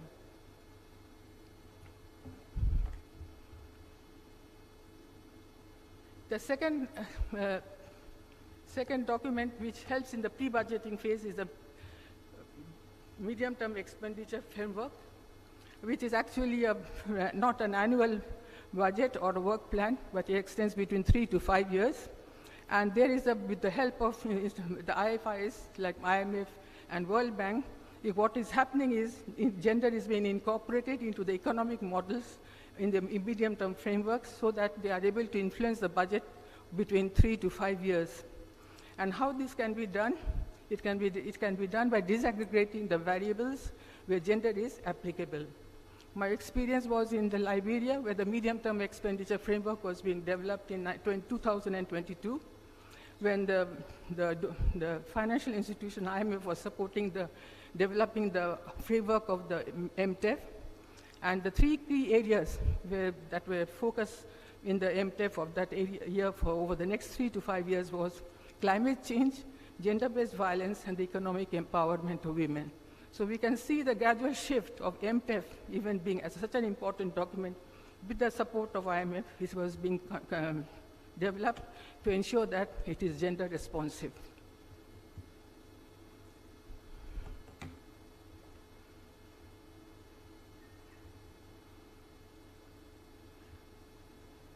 The third is the gender disaggregated beneficiary assessment. Because, again, I will repeat, because it will come in the gender impact assessment, I will hurriedly say that this tool, the gender disaggregated beneficiary assessment, can be done both in the pre-budgeting phase as well as in the post-budgeting phase. Basically, it is very simple. It evaluates how public service delivery is going to has met or going to meet the express needs of the individuals. or how women and men are benefiting from the expenditure. In Lesotho, I just completed one gender-responsive budgeting assignment, and it was found, even as in Tanzania, there's a land act which gives any citizen above the age of 18 years to have equal right to own land. But because of the balancing act between customary law and statutory law, very few women have access to rights, as a result of which they cannot have access to agricultural extension services, access to microcredit, which requires collateral in the form of a land, and other disadvantages. So in spite of having a very, very robust land reform program in Lesotho, which very seldom reaches out to the women farmers.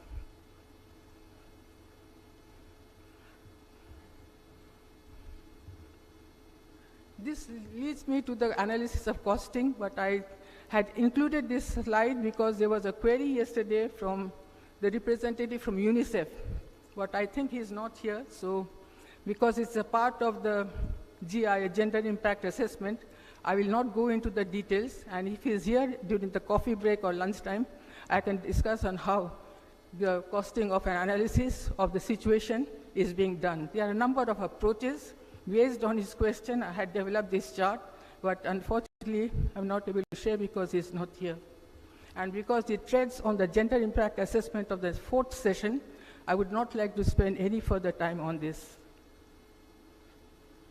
So now I come to the post-budgeting phases. This is after the budget has been implemented, and now we are trying to see how the impact of the budget is taking place on the different social groups, and whether it is having a positive impact or what kind of impact. This first one, or the post-budgeting phase, is a gender disaggregated public expenditure incidence analysis. It is just an analysis of the distribution of benefits from public expenditure by gender. It requires a collection of information on the net unit cost of service provided and multiplying it by the number of units used by each group. For example, if there's a supply of electricity, subsidized electricity to communities, members, men and women, the disaggregated usage by gender is calculated and multiplied by the unit cost of the net cost of the service provided, and then one can see which group has benefited more from the service provided. We had also spoken yesterday about the infrastructure development from a gender perspective, how it affects women and girls, especially in the field of water infrastructure, roads, construction, and so forth. I just, in my experience in Namibia, by assessing the gender responsiveness of the health ministry, I found that in the past few years, whilst the allocation on curative and clinical health the budget allocation has been increasing in the Ministry of Health, the allocation for reproductive health has decreased considerably. And as a result of which, it is having a very adverse impact on maternal mortality, teenage pregnancies, and also meeting the needs of survivors of gender-based violence. So one can see how, in spite of the best intentions, when we come to disaggregate the public expenditure on the basis of gender, there is a need to understand the back and forth movement or in the allocation of the budget by the government. So it is very important that a public expenditure incidence analysis is done after the budget has been implemented.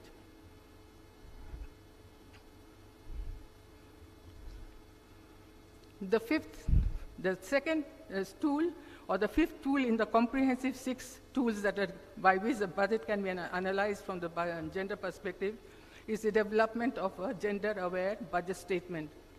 It is nothing but an accountability tool that reinforces the commitment of the government to undertake gender equality programs to meet its gender equality commitments. And it also identifies, it also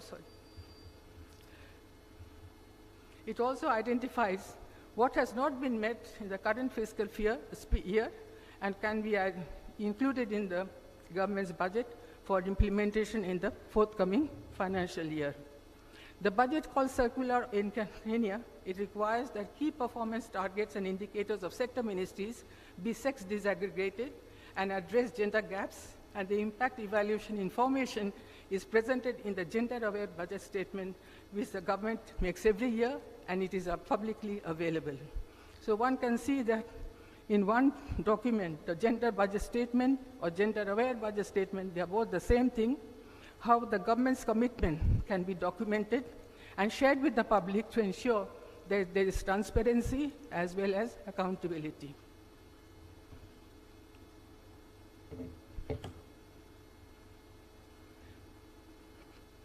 And finally, the last tool in the analysis of the budget from a gender budget, responsive budget perspective is the analysis of time use. We had references during the presentation of yesterday that how women are spending more hours, several times more, on reproductive activities than their male counterparts. So the question here is, how do expenditures impact differently on women and men's time use and subsequent access to opportunities? For instance, in Tanzania, the latest 2020-2021 integrated labor force survey, it was found that males spend more time than their female counterparts in productive labor. That is 259 minutes per day as against 155 minutes per day for women.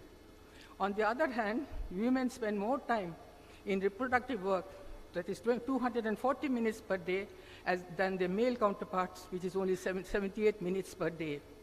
This has repercussions on women's access to opportunities, employment opportunities, business opportunities, access to healthcare services because they are available in the primary healthcare centers for which they have to undertake a long distance walk or use some kind of transportation. But anyway, it means that it will take some time to reach there. So these are the 6 tools which we are using. Again, we can adapt them, amend them, reject them, have something similar to them. The choice is yours.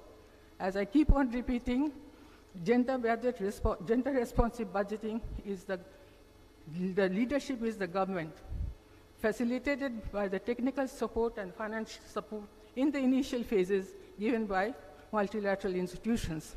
But the government is the leader, especially the Ministry of Finance, in collaboration with the Ministry of Gender and other line ministries.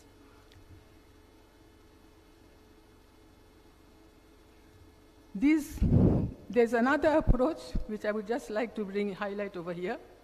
This is not to confuse you, but just to show the similarity between this approach and the 6 tools which I have just identified. They are very similar, and with your rich experience and knowledge, you will see the similarities, so that it gives you 2 options, how to mainstream or integrate GRB into the mainstream budget process.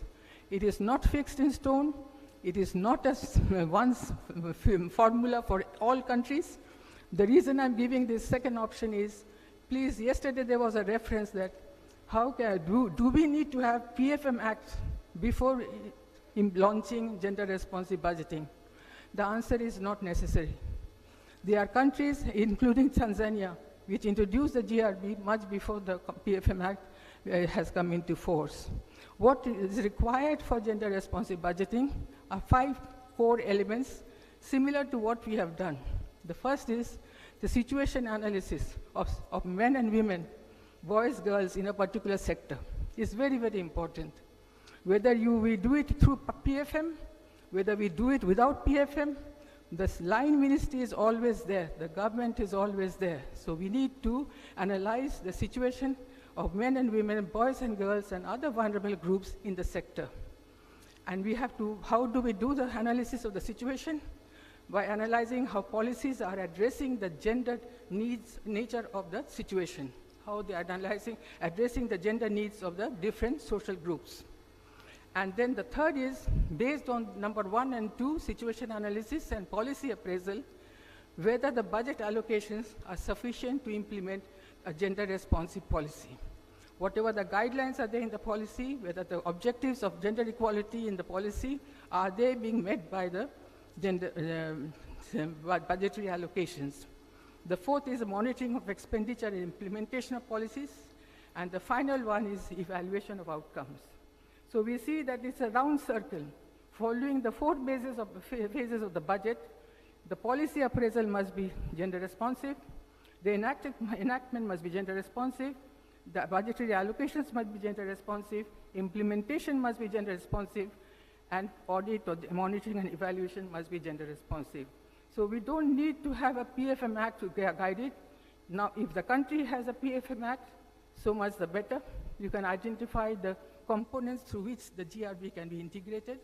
But if it is not there, these are the steps. You have the line ministries, you can analyze the situation, you can analyze the policy, you can make the budgetary allocation on the basis of the analysis and the appraisal of the policy, and then monitor the implementation and evaluate the outcome. So these are the few tips for analyzing that gender responsive budgeting is integrated into the budget process. Yesterday, I think again, there was a special request, how can we integrate GRB in sectoral planning? But I think the persons are not there. And just I had made some special points in addition to what I had prepared earlier. These are very similar ones, so because of time constraint, unless you want me to go through it, I'll do it very hurriedly, but if you feel that you are already aware of the steps, they're very simple, very practical steps, how gender can be integrated into the sectors. We are speaking about sectoral analysis, so these are just some of the steps how gender can be integrated into specific sectors. And you can make it sector-specific. These are just general guidelines. This again, the second half of the sectoral analysis, what general guidelines need to be taken to ensure that gender is integrated into the situation analysis of the sector, into the policy guidelines of the sector, so that budget is allocated according to the situation analysis. The key, the foundation of GRB is the sectoral situation analysis and policy analysis. So that's why there was a special request, so I had made these few additions to my presentation. And there was a tip also, they wanted to know how agriculture sector can be done. I had also added it over there. I think the documents will be shared with you, so I will not go through them step by step. They're very basic, very, very perfunctory, but I just had to include them in case the representatives were here, so that I could have shown that we have honored what they had questioned yesterday. So having mentioned the different frameworks, the different tools, the different steps that can be, different approaches that can be taken to mainstream gender into the budget process, I just want to request you, if you may give me the time, there are two key documents. You know it very well, especially representatives from the Finance Ministry, the budget call circulars. They are the key, they hold the key to the gateway of developing the budget, implementing the budget, and also evaluating the budget. So the budget call circular is sometimes made very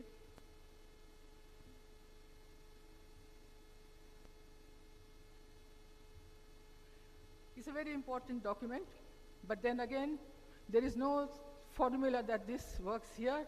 It works in my country, it works in your country, it works in every other country. It is not so. But one important fact is the Finance Ministry must be very, very clear in developing the budget call circulars, whether it's BCC 1 or BCC 2.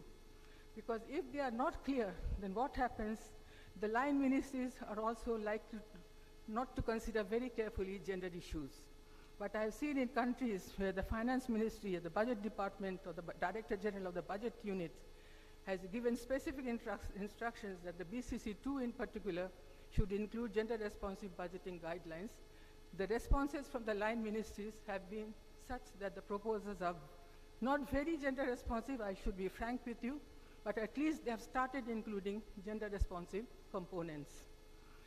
Otherwise, what happened, in some countries also I've seen, the Finance Ministry has included a very small, in italics, that if you make your proposals gender responsive, there will be a financial incentive. Your ministry will get a little bit more allocation than necessary. So if it is, the guidance is expected for the Ministry of Finance, then it will be very useful for the line ministries to follow suit.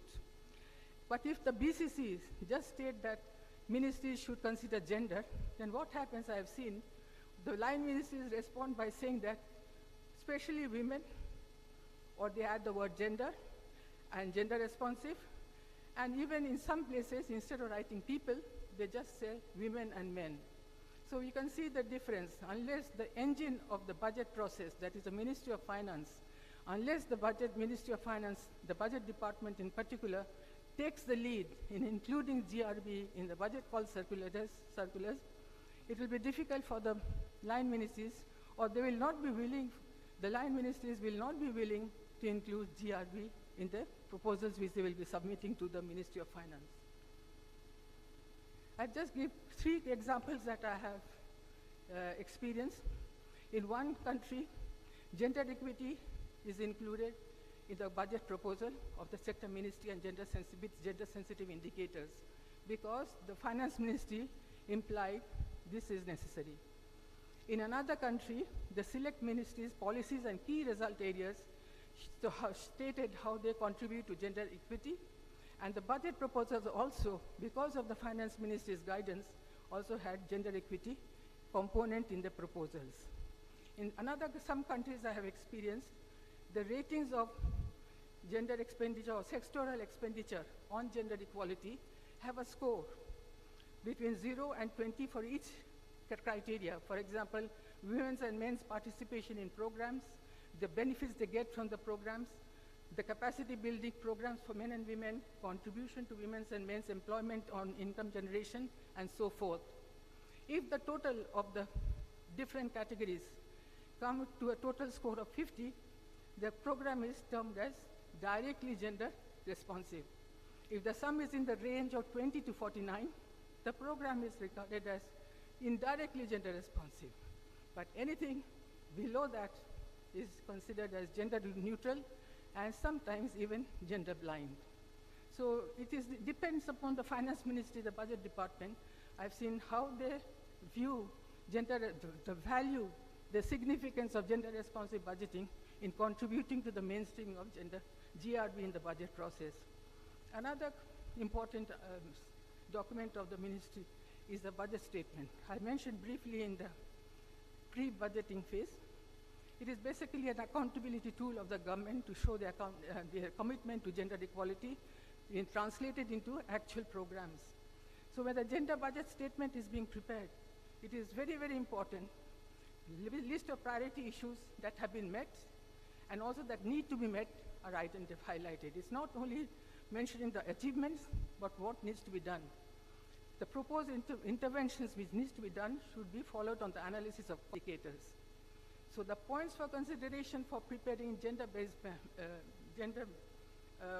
budget statements is they should be very critical thinking. It should not be done at random.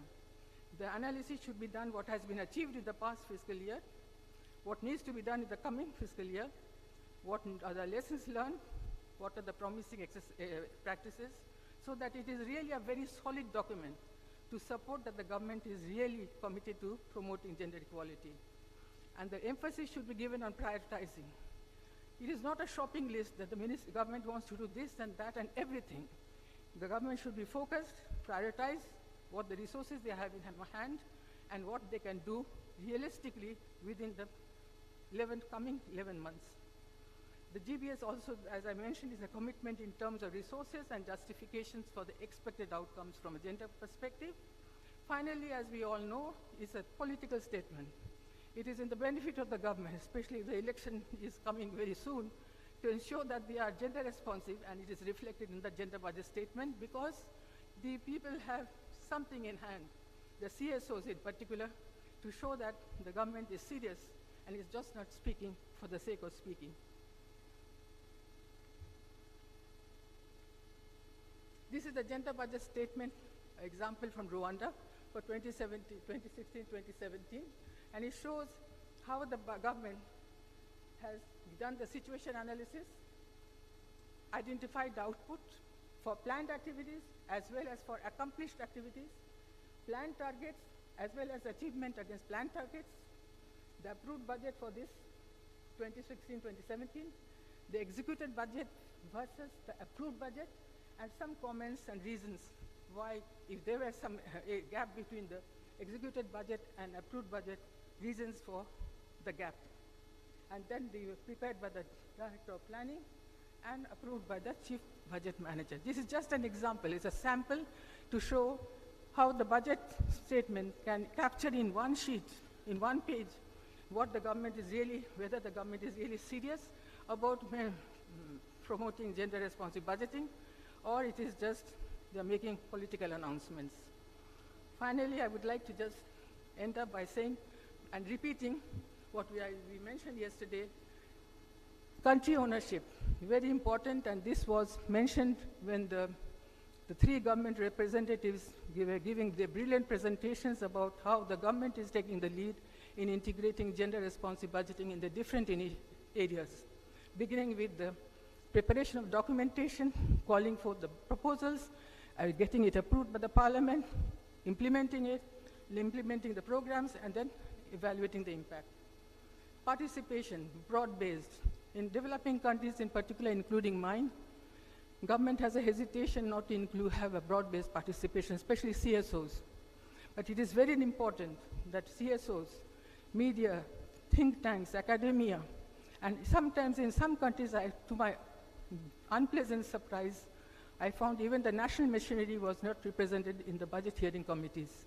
Broad-based participation is very, very important.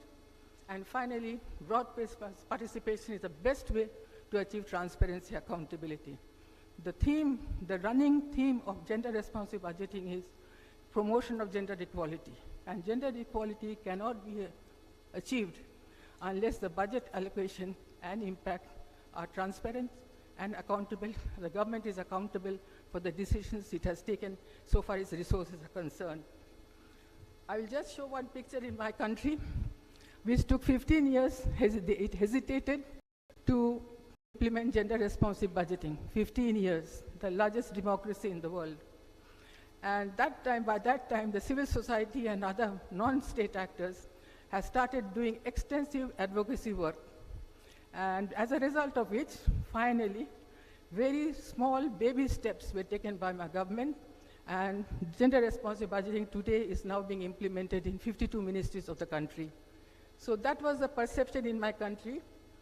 The breadwinner is the man, no matter whatever be, as we talked so much yesterday and this morning, the woman is always having the heavy burden compacted by gender-based violence, female mortality, and what have you. So this perception needs to be changed. I'm not saying that we do it what is being done in developed countries, because we know our countries are very culturally sensitive. I know because I come from a similar environment. I know the value of socio-cultural reforms, inputs, and how they determine the activities, especially in the context of women. But please remember, whatever you do, please do it in your own country-specific situation that is culturally sensitive, because sustainability of GRB is important, and you cannot have that sustainability if you go have counterproductive, even engage in counterproductive interventions. Thank you, and if you have any questions, oh, sorry. Thank you very much. So thank you very much, Sharmista, for that very detailed presentation, which really is the heart of what we've been talking about over the last 3 days. And you know, keeping in mind that it's all very context specific and there isn't a one-size-fits-all approach. Now, in terms of time, we're trying to catch up on our schedule so that we can be ready for the closing session, where we are expecting some high-level participation. So I would like to propose that we take a quick pause here, but you take your tea and you bring it back in here so that we will have our tea break while we're sitting. We will have the next session, and then we'll do the question and answer for all. There's 2 presentations in the next session. We'll do the question and answer for Sharmista and the other 2 at the end of that session. So we'll do all the questions then. just so that we can catch up on the time. I hope that that's agreeable. So you have 5 minutes to run to the bathroom, get your tea, and come back in here again. Thank you very much, and thank you again to Sharmista for that great presentation.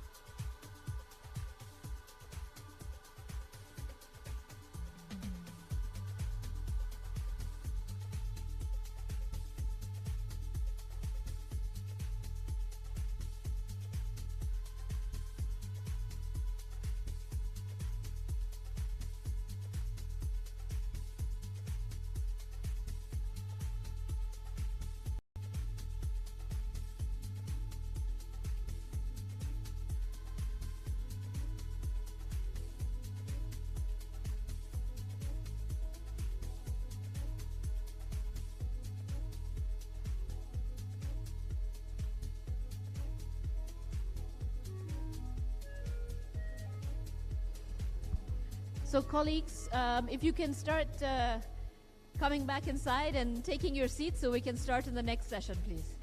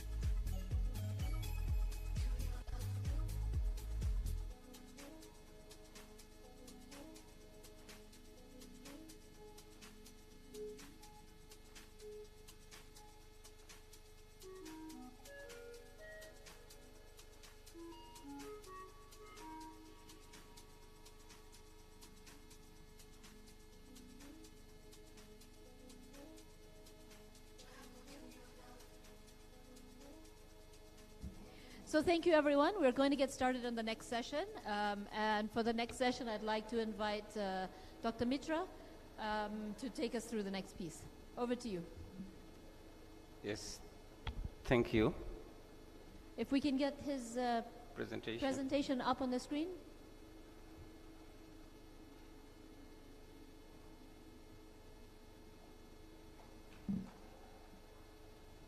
Okay, thank you. Good morning, everyone. So, all protocol observed. So, I'm going to present briefly the gender equality profile. Actually, last 2 days, I was hearing a lot of discussion about data, gender data. So, it's one of the key things to plan your gender responsive budgeting. Even Mr. Session, you told. So, gender data, it is not only the number, it tells the narrative. And benefit is huge, So, when you presentation, I am going to tell about nature of gender equality profile, what we are doing in whole African countries, and some of the findings of our regional compilation. It's actually started at the country level, but we have a regional compilation, and how it links to planning and gender responsive budgeting. So why we are just drafting this gender equality profile? So it is strengthening national understanding and data on advancing international, regional, and national commitments towards gender equality and women's empowerment. And it is actually in-depth analysis with different thematic areas, national level analysis on status of women and men based on quantitative as well as what I said, detailed narratives of the data, quantitative data. And actually this is a living document, so regularly our data is coming up, so when you develop, then we regularly updating for each country. Focusing. So we start with the national priorities, and each country we have 5-year development plan. And we have also in East Africa, we call it minimum set of gender indicators.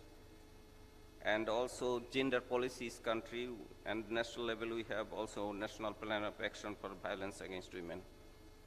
These are the national priority focus when you are developing gender profile of each country. And we have also some of these regional commitments, if you see in the screen, like SADC, it's 1997, there's SADC Declaration on Gender and Development, and Human and People's Right of Women in Africa. And there is again in Maputo SADC in 2008, we have 2013, again Agenda 2063, we know, Africa Agenda. So these are the regional commitment, and we focus also when we are analyzing our gender profile. In addition, we have also international agenda, we are focusing also, and we know as a Beijing platform, we have also result framework, and also all these things. So this is actually the objective is a national ownership, because when you are developing profile, it should be used by the national planners like you know, and for your planning process, because it's the in-depth analysis. So in the process, it will strengthen the national capacities and system for implementing and monitoring the advancement of international, national, and regional commitments, what we showed there.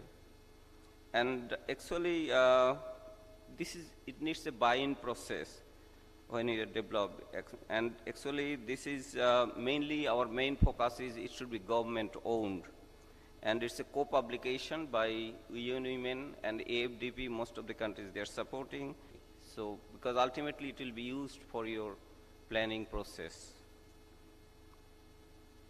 So, and also it shaped it through active engagement, because when you develop it, we have a lot of stakeholder meetings at the national level file. And to answer some of the questions, what changes matters the most for Africa women? Why is the progress towards gender equality in the regional lagging behind? There's loopholes. What are the regional level? So hopefully we can get it. And you see how many countries they have completed the country level gender profile. So it's mostly Eastern and Southern Africa, but so if we see some of the findings at the regional level, and most of the cases what we found that there is acceleration of legislative reforms tackling gender equality and women's empowerment. And most countries have included gender equality guarantees their constitution and have issued overarching gender equality legislation and mainstreamed in their national development plan and sectoral policies and strategies. So most of the countries, because gender is now talked in every session, and people now are trying to understand that benefit for gender responsiveness is huge.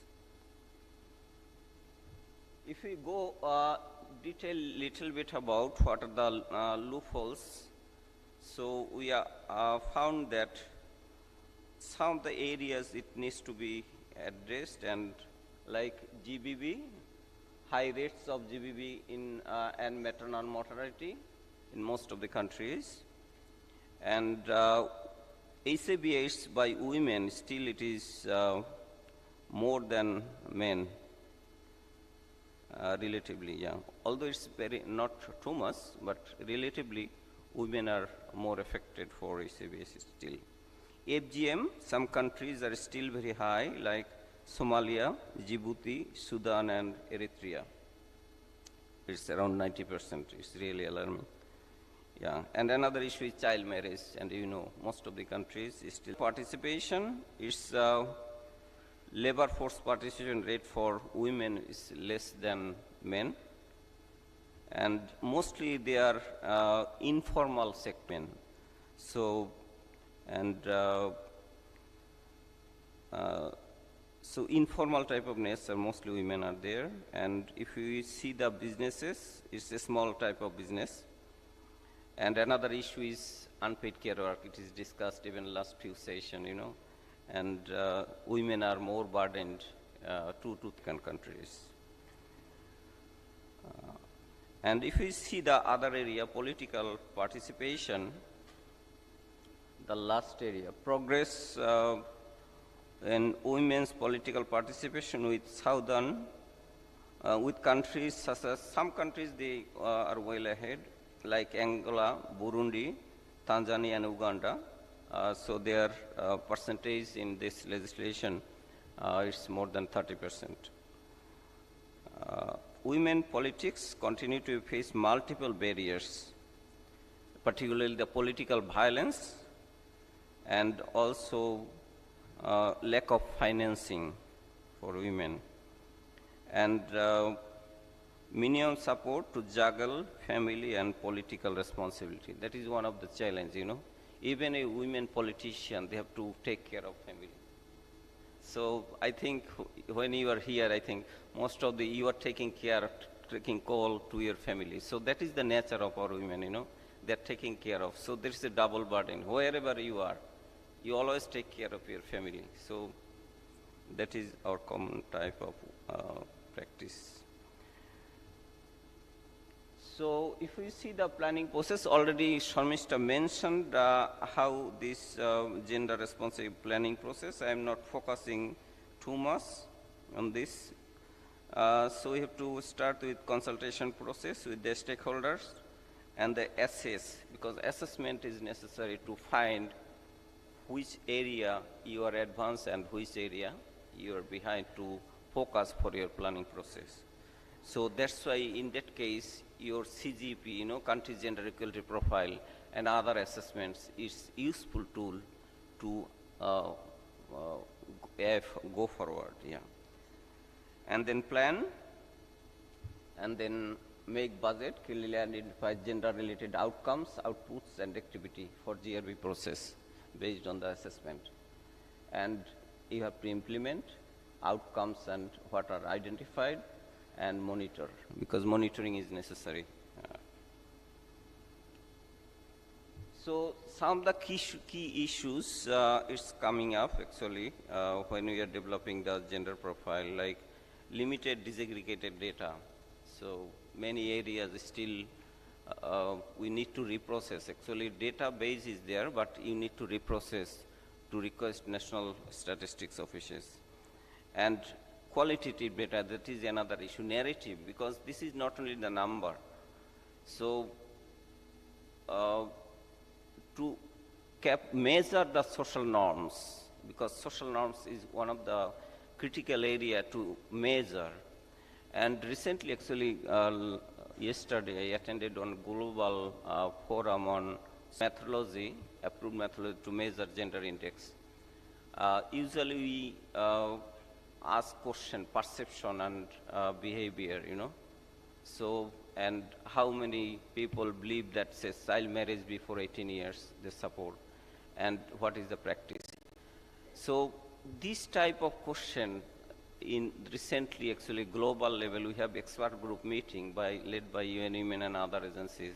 They said that is not the correct measure, and they are asking actually social norm, how the narrative of social norm interpreted by the institution.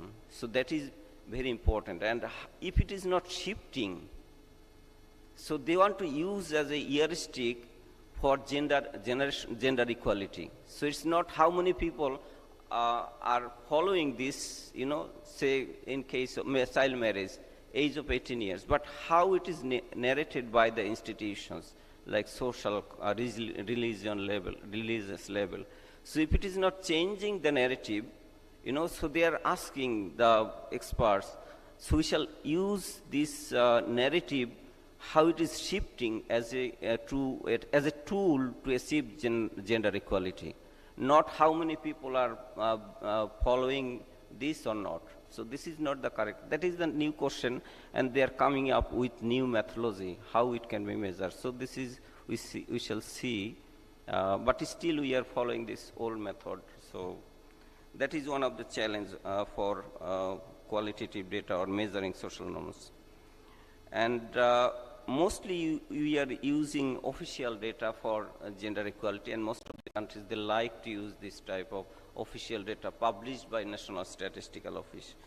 But another area, citizen-generated data, it is mostly not, you see national documents. But if you see the gender-related activities, citizen-generated data sometimes tells the stories, because gender data is not only the number. If you cannot identify this, so we are working how this citizen-generated data can be used for policy planning to better understanding of the issues of women and girls and gender issues. But still far away to go, because these are the new areas. I said it's a living document, because while processing it takes 6 months in a country, already new data is coming up. In case of Tanzania, you have, when we started last 1 year and we finalized, now we have new data set from census, from DSS, but I think this is the last slide. And role of assessment, already it is discussed how the assessment is to identify the main strong strategy and imperatives, what are necessary for mainstreaming of gender, and defines the target and activities. So analysis and assessment, your life will be easier for proper planning and useful. So I think that's all from my side. Thank you all for listening. Reminder that we need to also keep updating the data that we're working with. So we now have our next presenter, Lauren Keating from the IMF, who will take us through the gender impact assessments, and then we will have the Q&A session for all three speakers. I was going to do this presentation in Swahili, but we have to go quick. In the IMF. Now, one of the key tools that Canada uses in gender budgeting is an ex-ante gender impact assessment. So during this presentation, I am going to ask for your participation in conducting an ex-ante gender impact assessment. We're going to make this very smooth because we don't have much time, and so it's in your interest to participate and mine. And before I begin, I will flag that the presentation we just had on country gender profiles is excellent. So that data can be leveraged to be applied in these assessments, which I'll point out as we go through. All right, so here's a quick agenda. We will look at what ex-ante gender impact assessments are, how they fit in the budget cycle, right? This is gender budgeting, so we want to bring these assessments into the budget cycle. We'll look at a common methodology that countries use to conduct these assessments. I'll briefly discuss country examples, but I'm happy to meet with you after this to discuss further.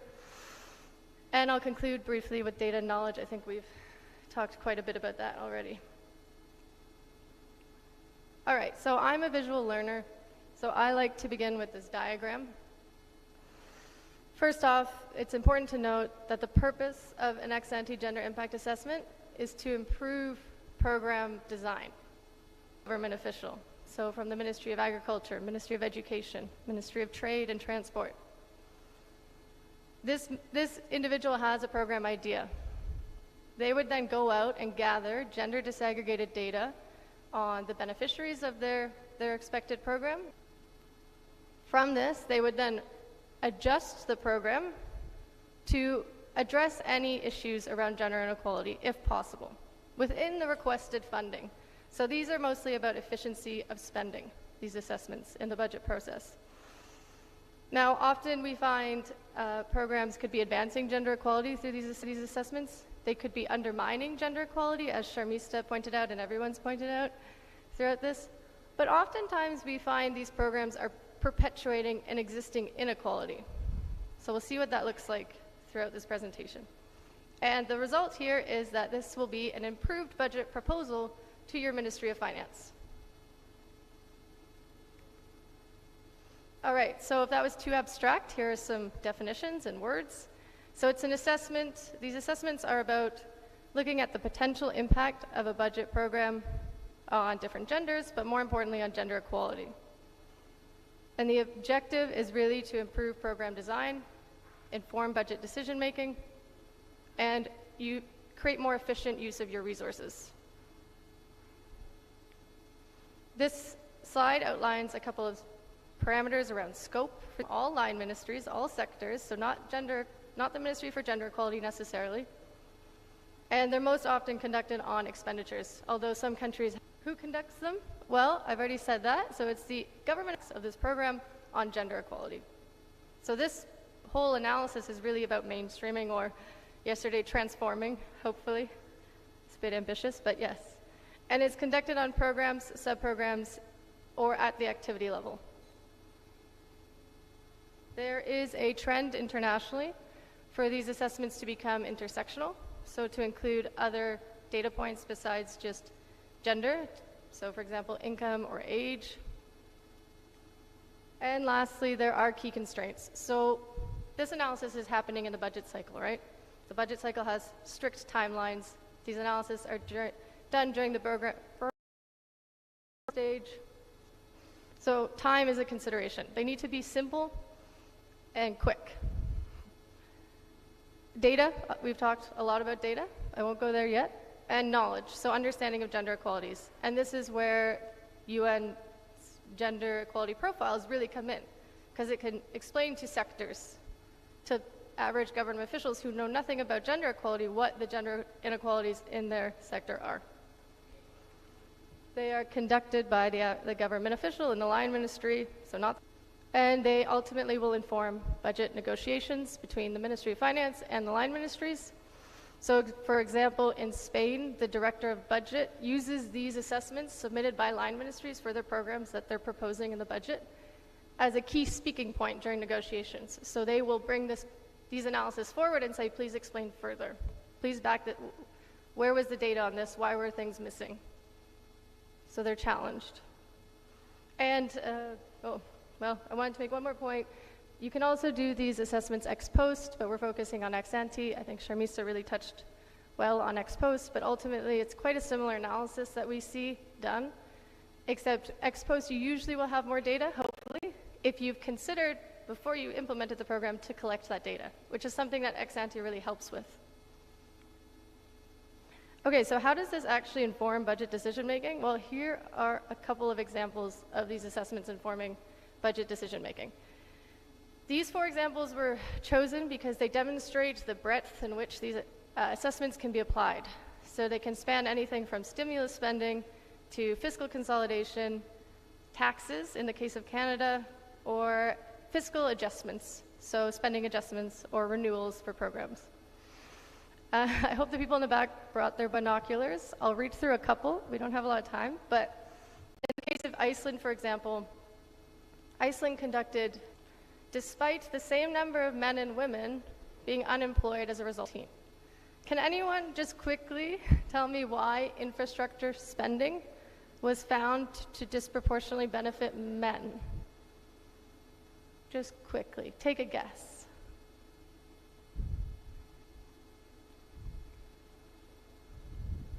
Yes, yeah.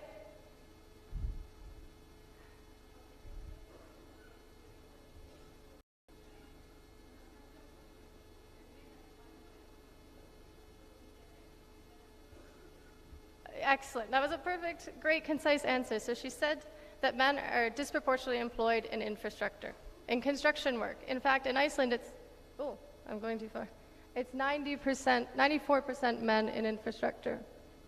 So this was brought to the Minister of Finance, and it was decided that other measures need to be implemented to support women-heavy dominated industries during COVID-19. Now, this is obviously a short-term solution, with the understanding that longer-term solutions will be needed to break down this gender inequality. And what is this gender inequality that we see here? Occupation segregation. Women and men are concentrated in different industries.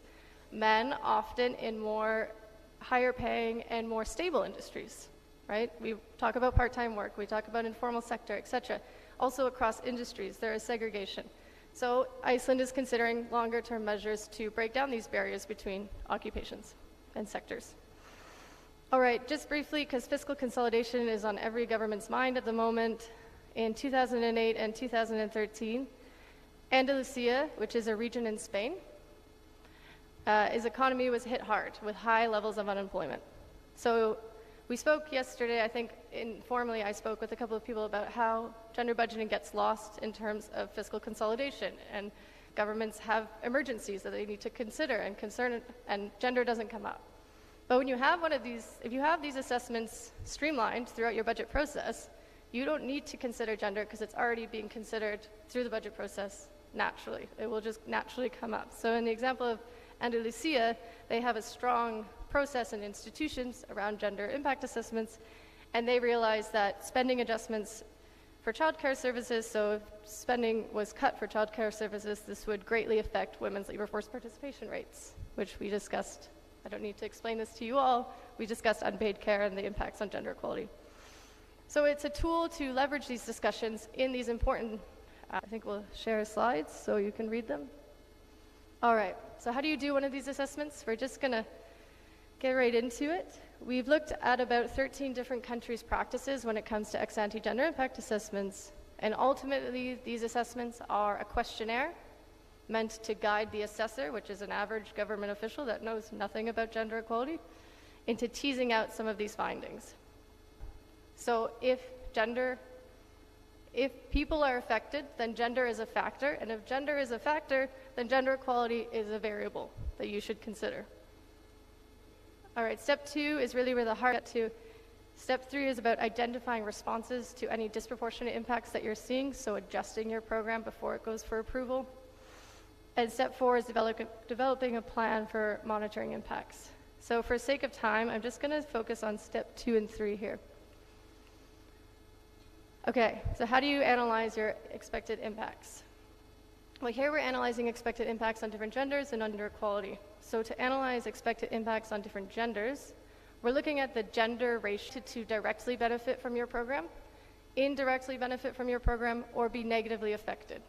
And in the negative effects, it's often from fees, we see these come through, or tax burdens, etc. So these questions really, I think about gender equality to start to see for themselves, after taking out the data for their program, where the gender gaps are. But that's not really the sole purpose of this assessment. It's just to get them to start thinking that actually gender equality could be an issue in my program.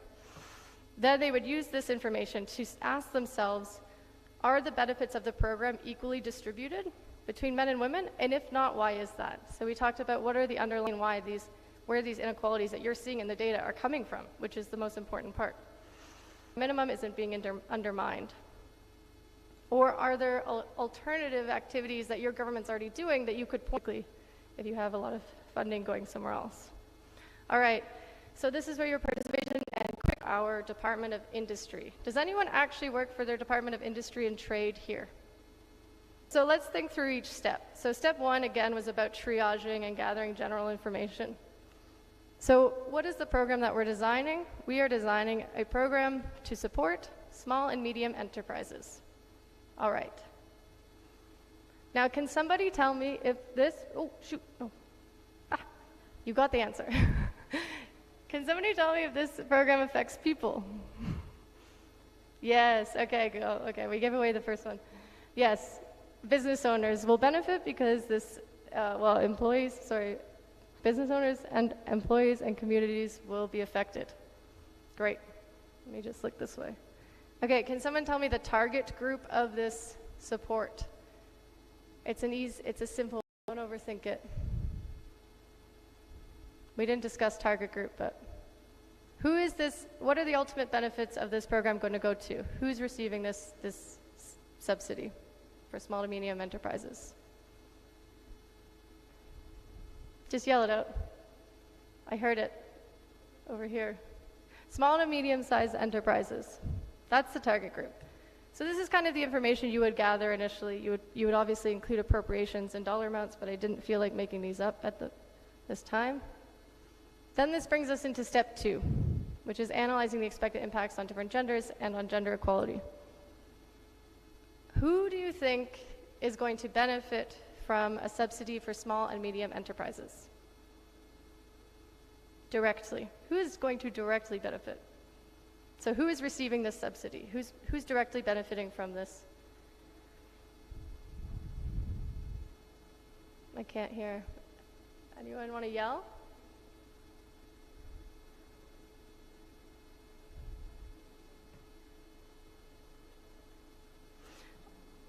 Anyone want to guess? Who's directly benefiting from a subsidy? There's no wrong answer. You'll get it right, I promise. This is a wild guess, but most owners of SMEs are women and their relatives sometimes. Okay, I think I heard business owners. Is that correct? You also got into gender, but we're not there yet. We're just asking who's benefiting. Owners of businesses, I think, was what I... Owners of the businesses. Excellent. So owners of small to medium enterprises will be receiving this subsidy, and they will be growing their business. Now we'll get into the gender. What is the gender ratio of owners of small and medium enterprises in your country? Anyone know what the gender ratio is? Who owns businesses, small to medium enterprises? I think we discussed it quite a bit yesterday from various countries. Anyone want to say? Anyone want to say from here, from this table? If you want to go ahead and... Around 70% women. 70% women. Okay, and which country are you from? Zimbabwe. Zimbabwe, okay. Anyone else have a different... We don't have a lot of time, so...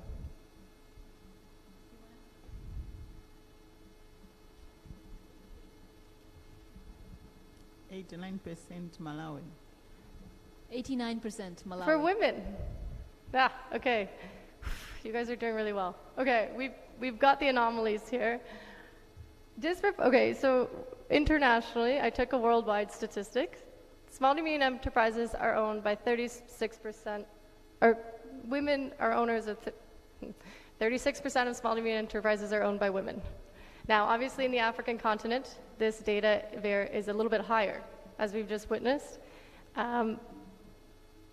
And it varies by country from country. So for example, Rwanda, which isn't here, but I have the data, it's 33% registered, women are registered business owners. In South Africa, I didn't hear South Africa volunteer any information, but it's much lower. So it's about 20%. But obviously in Zimbabwe, we have it's much higher, 73%. So the average comes down to around just under 40%. It may also be because of informality. So you're looking at registered businesses. Exactly. So this is the point on data as well. So we're not going to get into that, but yes, it depends how you categorize or who you're counting, right? And so this brings us into, I just want to make another point. It also depends on how you define small to medium enterprises. So in Tanzania, for instance, I think it also is much higher. I didn't hear Tanzania, but I brought up the data for Tanzania, and it's just over 50%, which is excellent. But then there is the catch, right? When you look at the data within the small to medium enterprises, women are concentrated in micro enterprises. So 99% of micro enterprises, 99% of women business owners are concentrated in micro enterprises in Tanzania. So if you recall, this program is for small to medium enterprises. The question here would be for the government official, are micro enterprises considered in this subsidy? And if they aren't, then you can say women will not benefit. Now we have other, we discussed this with Uganda the other day about how women are concentrated in micro enterprises and they don't have enough access to financing to grow beyond that. So that's another consideration in Uganda that you would want to think about when you're thinking about beneficiaries. Okay. Oh, shoot.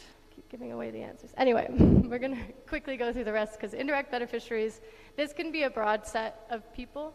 When you think of it as a direct subsidy, however, you will think of your employees of these small to medium enterprises. So I will give away the answer here, employees of small to medium enterprises. Gender ratio, dependent on the country data. I tried to gather some, but I didn't have enough time to dig. Okay.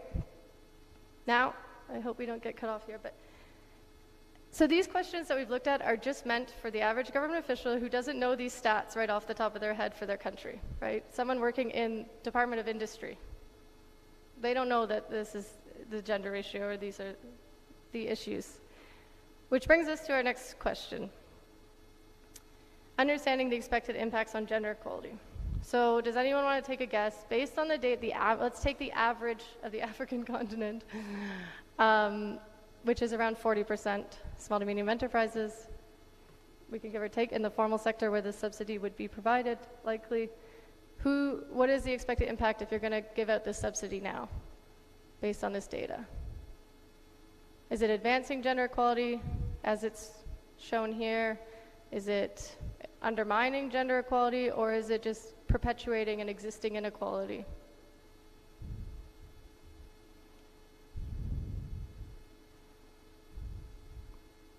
I see a lot of questions coming through heads at the moment.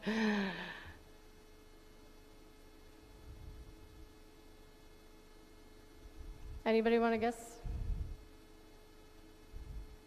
It depends, right? It depends, on your country's specific context. You would want to dig a little deeper into who the small and medium enterprises are to find out the more detailed disaggregated data. But for the sake of this general example, I'll just give away the answer here. So the idea here is when you look at the disaggregated data of small to medium enterprises, at least in the formal sector where this subsidy will be provided, we see that disproportionately men are benefiting. So if men are expected to disproportionately benefit from this subsidy, and there is nothing in the program design to increase the representation of women business owners that will receive this subsidy, then we can say that this subsidy is expected, right? This is just an expectation, to reinforce an existing inequality around ownership over businesses and ownership over assets in the country. So it's not necessarily going to undermine gender equality as it's designed now, but as it's designed now, it's not doing anything to promote gender equality. So when you fund this program year over year, you're essentially what you're doing is you're reinforcing the gender inequalities in your country. So this is meant, again, not for gender experts, but for people in government who really don't know anything or don't care about gender equality. Now, this doesn't mean the subsidy shouldn't go through. So it doesn't mean you shouldn't fund the subsidy because we're perpetuating inequality. But what it does mean is that you should consider some adjustments to the program so that it better promotes gender equality. So that's the next step.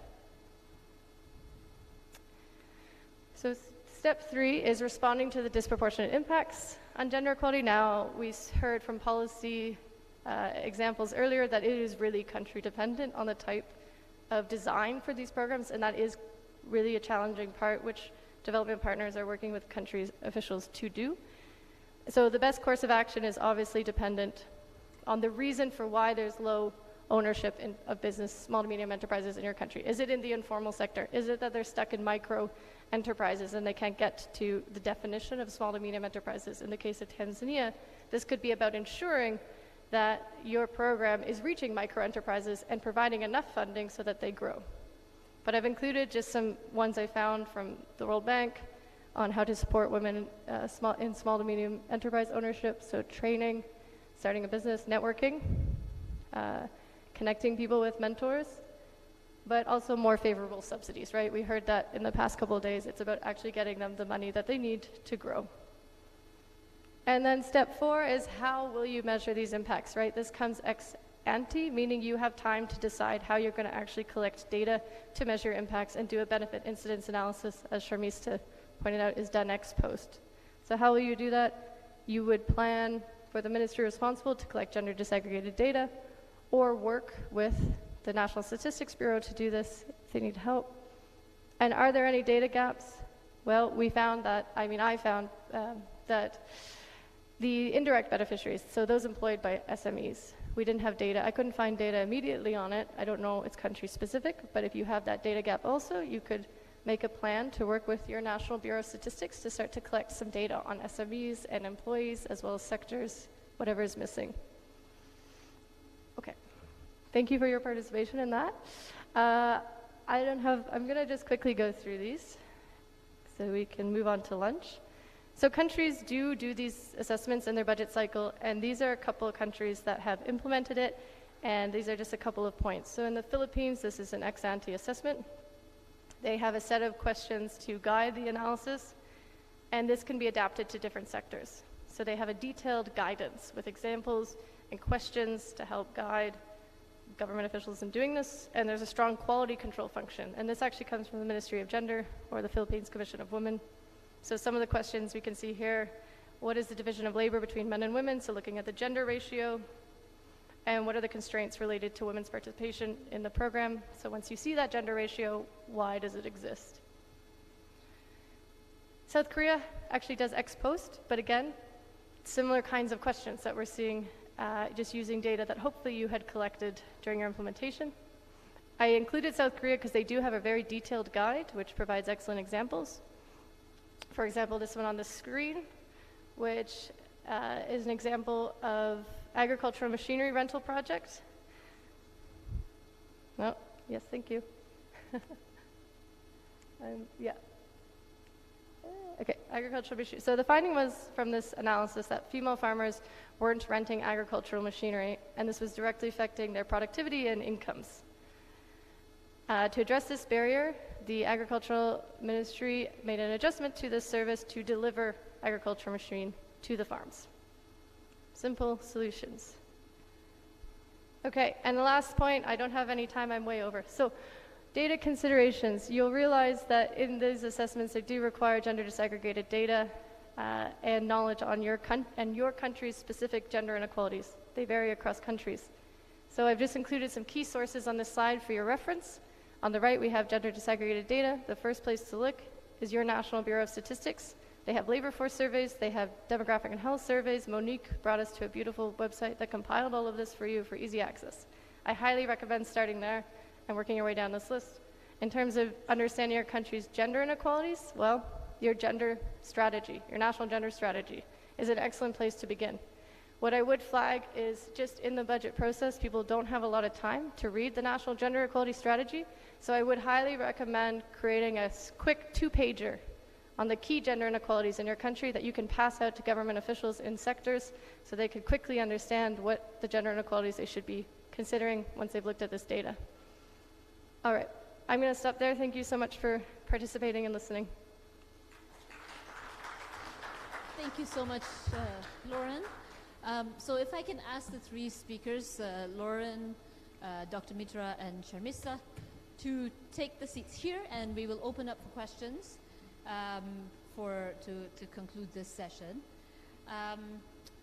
And just a sort of a logistics announcement, because according to the schedule, we should have lunch at 12:30, but we just had tea. So I'm not sure that anyone's really hungry for lunch already.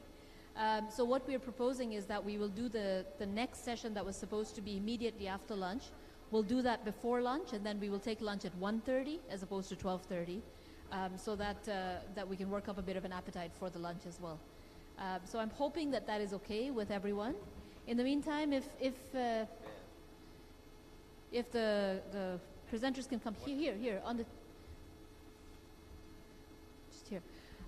So questions. We've had 3 really great presentations. This is really the heart of everything that we've been talking about, the how to do this. And we've had the privilege of hearing about some very hands-on tools and approaches that can be used to look at how we really integrate gender equality into our policies and programming at national level. So the floor is open for questions. I hope you took them down as they were presenting. They're here. I think you had a question at some point, right? Yes, go ahead. I need help with microphones.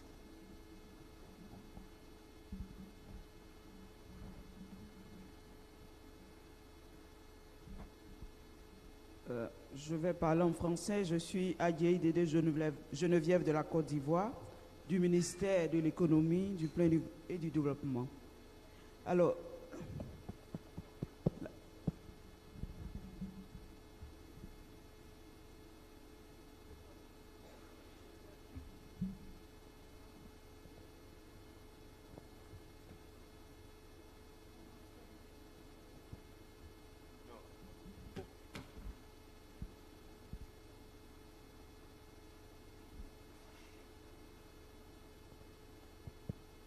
je peux?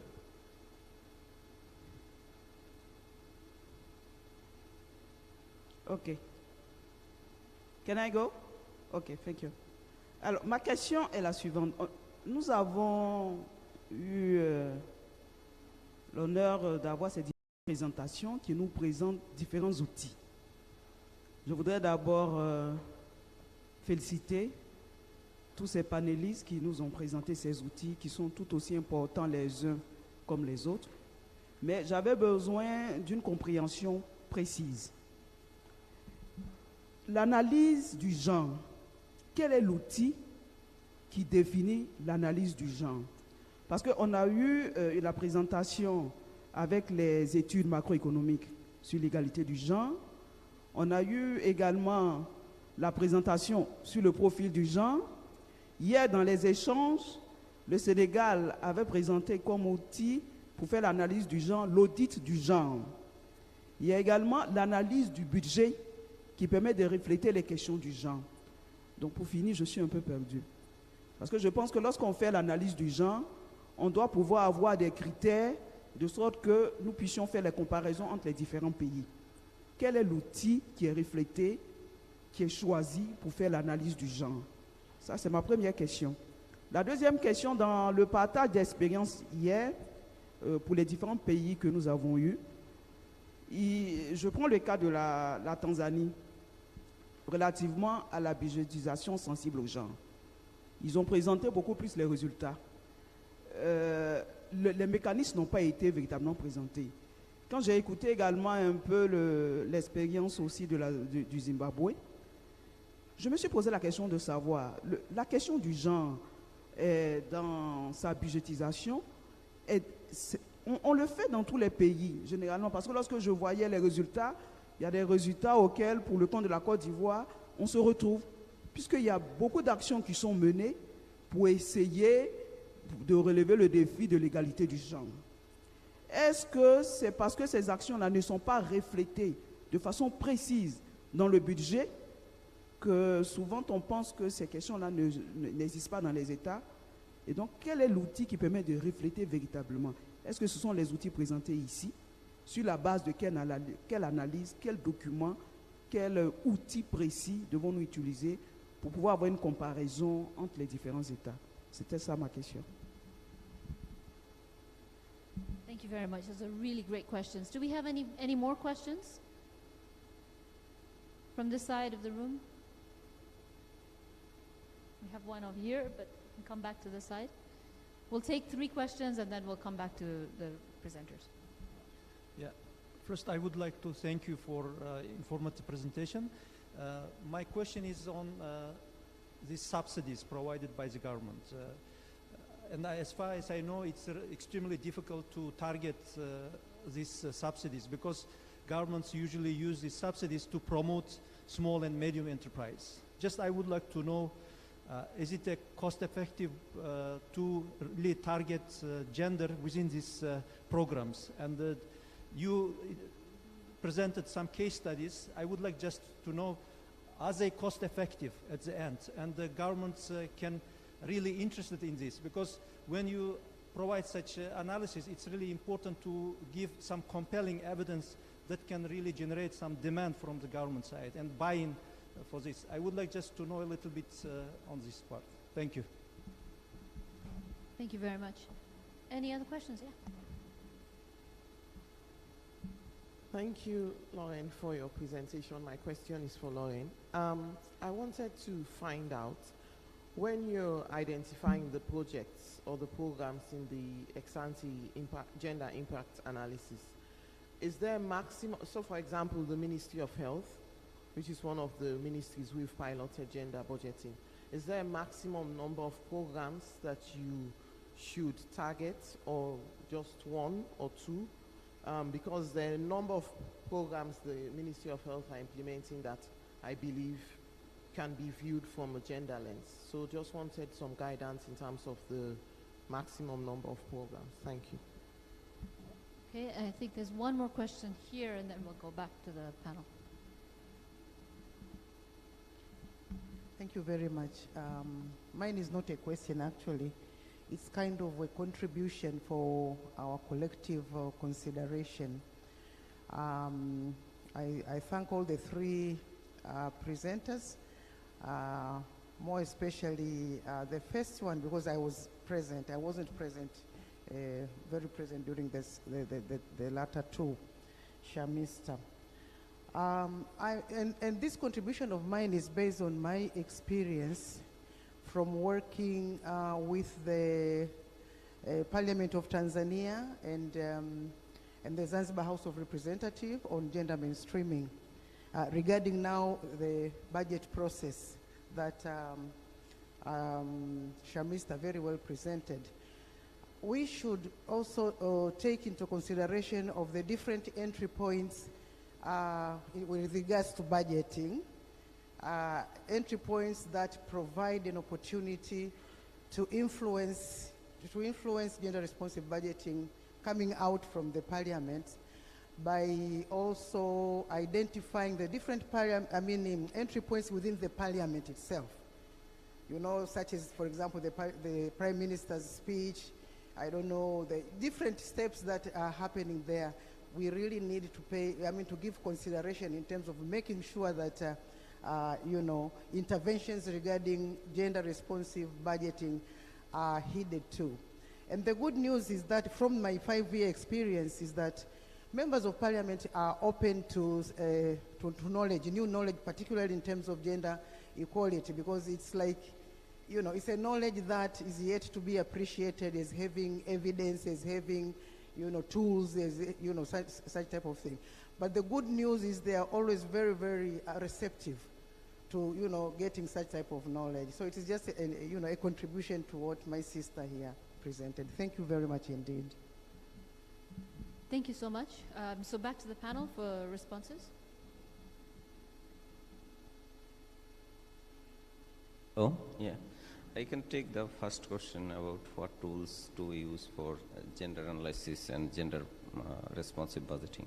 So based on your area of, because gender responsive budgeting is maybe sector level, like local government level. So not only a specific tool you can use, because sometimes you review this gender profile or gender audit or assessment, because sometimes you need even more information. So in that case, as for example, local government level, if you need gender responsive budgeting or sector level, you might not see all your, because gender analysis tells what are the gaps where women are behind and what to do for planning.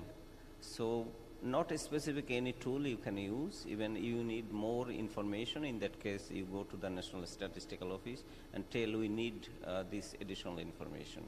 So that is my suggestion. Yeah, thank you. Sure. Okay. Yeah, that's a good point. Yeah, go. Sorry for this. I just wanted to add to the gender analysis question. It's a very important point, and it is the key. It holds the key to gender responsive budgeting. As I mentioned over there is no one formula to undertake gender analysis. It is done sector-wise. But the key questions, as you know, you are experienced, the questions of gender analysis is who owns what, who has access to what resources, what are the external factors which are influencing the women or men's access to resources, ownership of assets, and how the external factors can be reformed or addressed to ensure that equality in access and opportunities is maintained. I had done a template for the agriculture sector because it was asked yesterday. I'm sure when the documents are being circulated, you will be having that template for the undertaking gender analysis for the agriculture sector. It is up to you to tweak it, to amend it, and make it responsive to any sector you want to like. but basically it should show the situation analysis. What is the status of women and men in the sector? What are the gaps? How can the gaps be reduced? And what are necessary to be implemented to reduce it? And what are the investments from the budget that are required? And how can the impact of the budget for reducing the gap that can be compiled as a documentation for future informing future decisions. So basically this is it, and you know it also, the gender analysis, same application applies, but there is no one standard set of gender analysis framework for across the sectors. It varies from the sector to sector, as you know. Thank you. Sorry. That's okay. I'm just going to also answer that question from the Ministry of Finance perspective. I think these are very excellent responses, but working from the Ministry of Finance in Canada, from a gender budgeting perspective, we really want to know two things. We want to know what we're funding in our budget that's closing a gender equality gap, as Sharmisa just said, but we also want to know whether our existing programs can be improved so that we're not perpetuating existing inequalities and we're working towards these gaps more efficiently. So for the first component, yeah, there's a lot of gender analysis out there, approaches to analysis, and it really depends on your country's PFM systems and capacity to implement. So we can advise you on which types of analysis probably work better for your country. But ultimately, that's what the Ministry of Finance wants to know. So something like tagging, which Senegal presented yesterday, and I will also speak to briefly after this, is a great tool for bringing forward all of the programs and policies and activities that you're already funding in your governments that are advancing your national gender equality priorities. And that's something that the Ministry of Finance can then use and leverage to set priorities in the planning. As we heard from UN Women, this is all about planning. We need to set our priorities straight at the beginning of the budget cycle so that we can call for proposals to close these gaps. So I know there's a lot of analysis and there's different options, but it's country specific and we can help you find the right tools for your country. I will also just answer the question on identifying programs for GIA. The question from our colleague over here about the health ministry has many programs. Which ones should have these conducted? I would say you can do it on all of them, but there is a capacity issue here. And so what countries tend to do, for example, Austria, they will bundle programs or activities. So if you have a broad sub-program that has many activities, if the activities are all affecting the same distribution of populations, then you can do one gender impact assessment for all of them. It's to overcome that capacity constraint on doing all the GIA on all activities. You can also, and what we recommend doing for GIA gender impact assessments, is piloting it. So beginning with a couple of ministries and focusing and having hands-on involvement at the initial start to get it underway and grow over time, because this is something that does take a long time. From my experience in Canada, we introduced gender impact assessments in 1995. And I wouldn't say it was until 2018 when the Canadian Gender Budgeting Act came into effect that we really revamped them up. So it does take time and build capacity, but they can be done on any activity or sub-program in health. The subsidy question is a good one. I don't think I'm in the right position to provide advice on that right now. I think our folks at Expenditure Policy within Fiscal Affairs Department can definitely provide advice on that. So if you want to reach out to us after, we can connect you with the right people.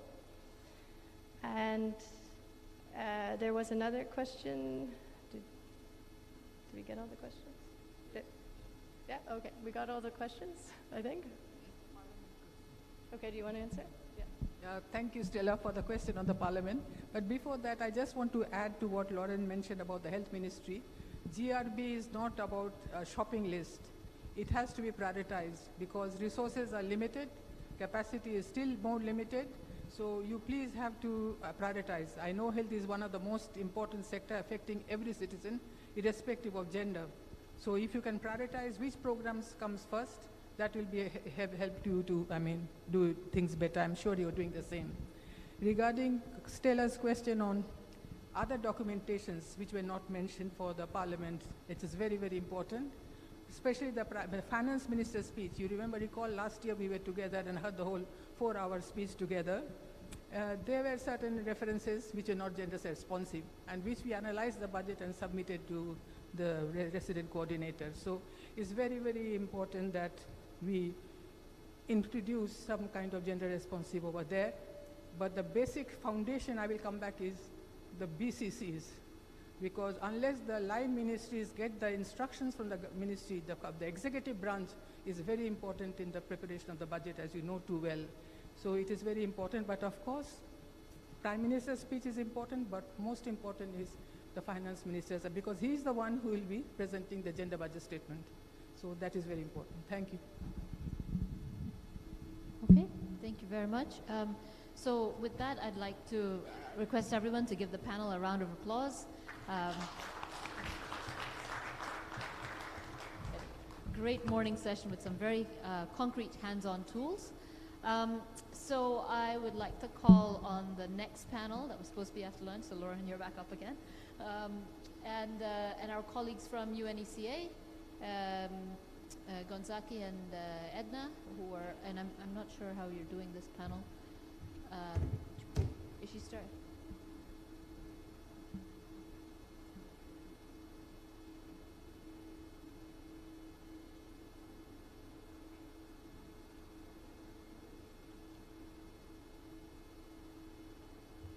Okay, me again. Hi. Thank you so much. Do they have your presentation, or are you doing it? They should, yeah, I think.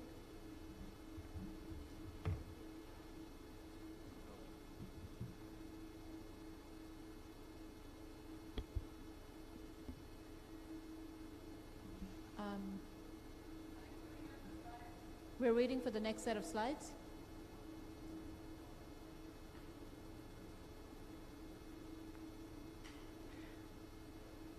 All right. Maybe while we wait, I can just begin. So I am back. I'm going to talk about gender tagging. So I just made a quick reference to it. And yesterday, we heard from our colleagues from Senegal about gender tagging, essentially. So I'm going to explain a little bit more about how this works and how it can be implemented in your country. But before I begin, I also wanted to just take a quick poll on who here works for the Ministry of Finance. Could you stand up? Or National Treasury, Ministry of Finance or National Treasury equivalent. Everyone look around to see who. We only have 2 people from the National Treasury or Ministry of Finance. Anyone else? I know there's lots of people have spoken about it. Yeah, perfect. Is that all? Anyone else? Okay, so we have about, okay. And now, please sit down, thank you so much. And now, who here works for the ministry responsible for gender equality in your country? Could you please stand up?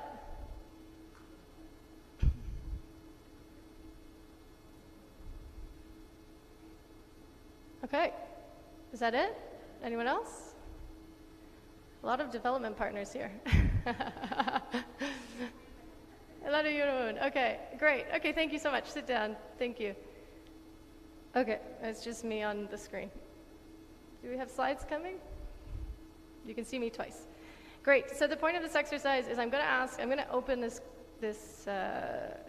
presentation with a quick poll. So I wanted to see who shouldn't comment, because we want the Ministries of Finance to answer these questions. I don't think I saw my friends or colleagues from Kenya stand up for the Ministry of Finance. Are you here? Did you stand up? Oh, you did, James. Okay, good. Okay. Then I'm looking for you for answering some questions soon. Can we go to the next slide? Yeah. Okay, great. Okay, so gender tagging. I think the best way to introduce gender tagging is to begin with SDG 5C1. And this SDG asks whether your country has systems to track and make public allocations for gender equality.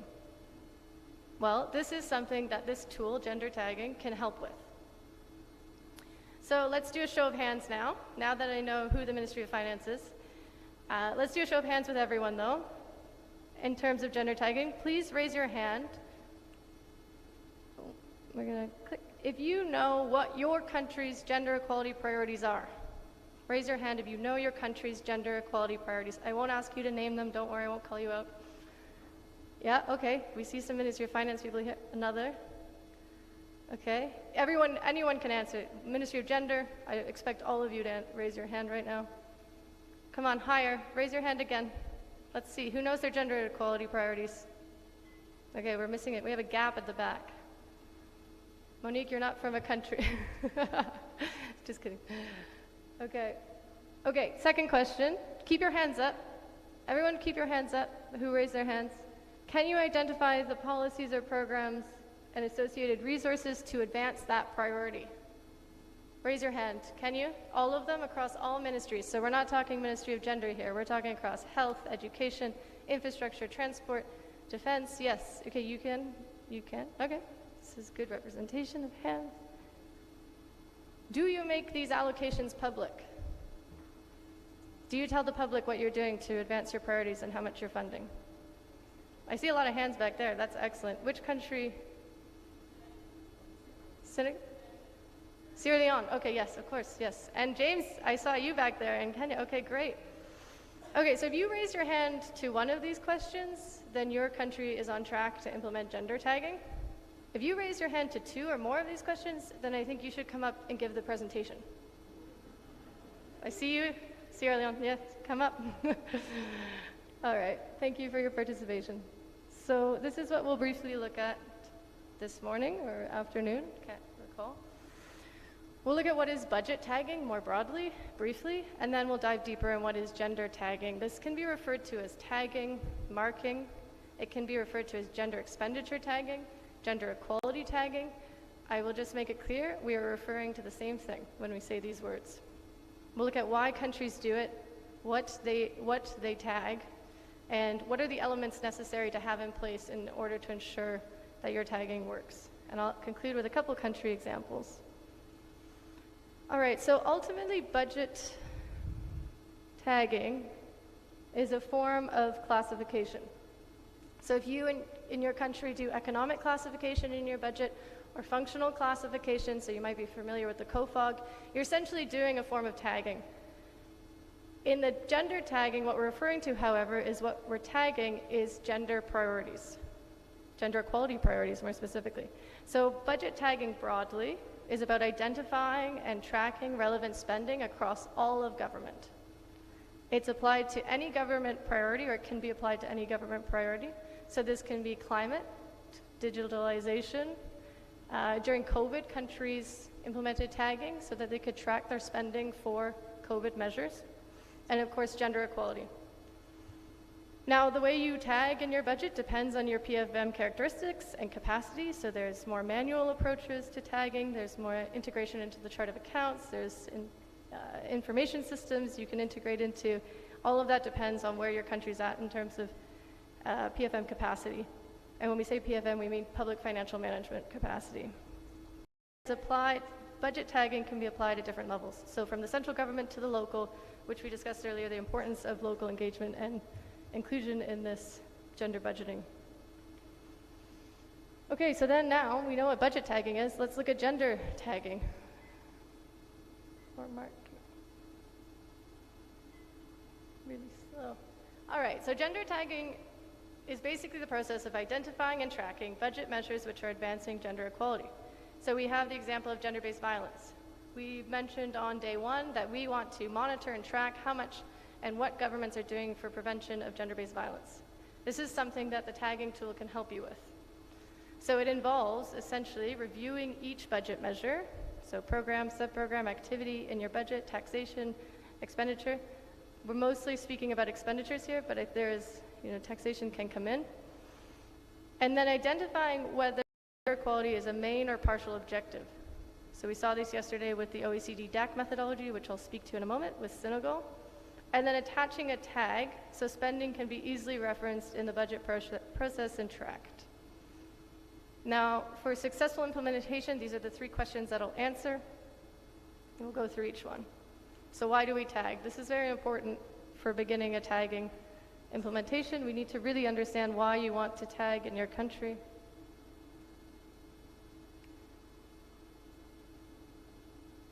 All right. So we've just said what the objective of tagging is, but ultimately what this does is it informs budget decision making.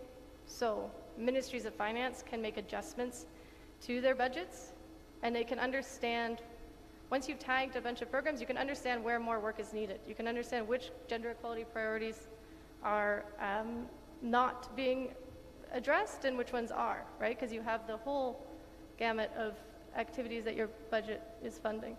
I don't know what happened. Okay, we're back. Okay, and then tagging also improves transparency and accountability. So SDG 5 is very important. This is the tool that can help you do that. But more importantly, it also informs stakeholders in Parliament. So your external stakeholders in your country and your Parliament, when programs are tagged, it encourages and made public, it encourages a discussion for what more could be needed or what's not working, etc. And of course, it can enable a spending review and evaluation. So programs that are tagged and tracked can then be evaluated ex post to ensure that what they said they're going to do, they've actually done. Okay, so what do we mean when we're gender tagging? So what are we tagging? Well, it's important to realize here that what we're tagging is programs in the budget, activities, sub-programs, programs that are advancing gender equality, not gender. So something could be benefiting women, but not necessarily advancing gender equality. And the example that I always have is sickness benefits in Canada. So when we did an impact assessment on sickness benefits, we found that women were taking on or using more sick leave in Canada. Now, is this because women get sick more often? That was highly unlikely. It was a direct result of caregiving roles. So when children get sick, women take sick leave. Now, by funding sickness benefits during COVID, we are supporting women to support their families, but we're not supporting women to get out of that vicious cycle of unpaid care work. So while it's benefiting women, we're still not necessarily advancing gender equality. It's obviously country dependent. That's just an example from Canada. We are trying to, really reduce the unpaid care work, but it depends on your government's priorities, whether it's advancing gender equality. Again, and if it's benefiting men, it can also be advancing gender equality, and we know that from paternity benefits. That's going to support men or benefit men, but it's also going to advance gender equality. So we're tagging gender equality, not by beneficiaries. That's more useful for gender impact assessments. And we also know, and I don't need to say this, but spending for gender equality is spread across the entire budget. So it's in the Ministry for Gender Equality, obviously, but it's also in all of these other ministries. So we need to draw those out and identify them. And lastly, budget programs can often be tagged, so the process of doing the tagging by the government official, by simply reviewing descriptions. It should be obvious whether it's working towards a gender equality priority. But some will require further analysis, and this is when gender impact assessments come in. So many subsidies, services and transfers are not specifically targeted at gender equality, but have an implication, and we'll see an example from Austria later, but they're also listed here. We've discussed the water, building infrastructure, paternity leave, support for persons with disabilities, again, relates to unpaid care work. Okay, so here is what you're tagging. Basically, this is the OECD methodology for tagging. It has 3 options. So you can tag a program as not targeted, which means the program has no discernible impacts for gender equality. Of course, it's recommended that you do a gender impact assessment in these cases, because it means that you're probably not looking far enough, or you should consider other things. I mean, it's good to make sure. It's a component of the program. Main objective. So without gender equality in mind, the program would not have existed. It was designed to address an inequality. Let's look at some examples. Okay, so worldwide, we know that women are severely underrepresented in trades jobs, and these are good paying, consistent jobs, and we see time and time again that women are not doing them. So with this in mind, let's take a look at some programs. So a program to increase apprenticeships in the trades, well, this program is not specifically targeting this inequality. It's just looking at increasing the number of apprenticeships in the trades. It will have no discernible implications for increasing the number of women participating in these apprenticeships. As the way it is designed now, it's not targeted. The second example is a program to increase apprenticeships in the trades, which also includes a minor monetary incentive when an employer hires a young woman. So gender equality is a key objective in this program. It's not the only objective, it's not the main objective, but they recognize that, hey, look, we don't have enough young women participating in our apprenticeship programs. This is reflected in the labor force participation of women being left out of trades jobs. let's start to increase the number of women that come to our apprenticeship programs, and they've integrated a component. And the last one would be a program specifically designed to increase the number of women in apprenticeship programs for the trades. So this one is designed just specifically for increasing the number of women. It would be a principle. And you saw these yesterday, these tags in the Senegal presentation. So this is essentially how Senegal went about it. Okay, so if you're considering doing gender tagging in your country, this slide includes 5 elements that are key to understand before, or to consider while you're going about it. The first one is defining your gender equality objectives and goals. This is why we began this presentation with what are your gender equality objectives? What are your goals for gender equality in your country? Each country is different. Let's look at this example. I think you should get it by now. But can somebody tell me whether funding to support boys' enrollment in primary education is advancing gender equality? Would this be tagged as advancing gender equality, supporting boys in primary education? You're spending money to increase the number of boys in primary education. Is this advancing gender equality?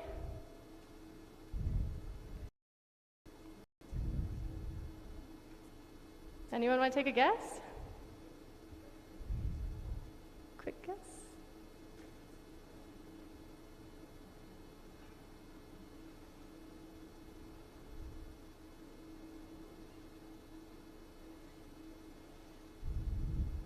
There's no wrong answer. You just guess. And let me try. It could be in countries like Lesotho, where in the southern region, where the boys don't go to school. Yes. Okay. I think you read my answer. That was my example. So the answer is exactly, it depends. It could be.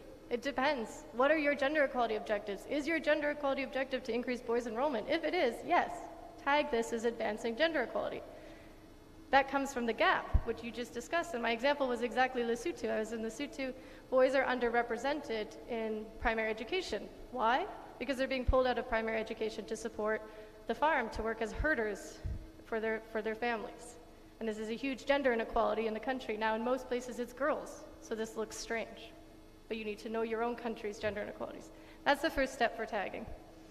The second element that you need to consider is what will be tagged. So this is more for the finance officials in this room.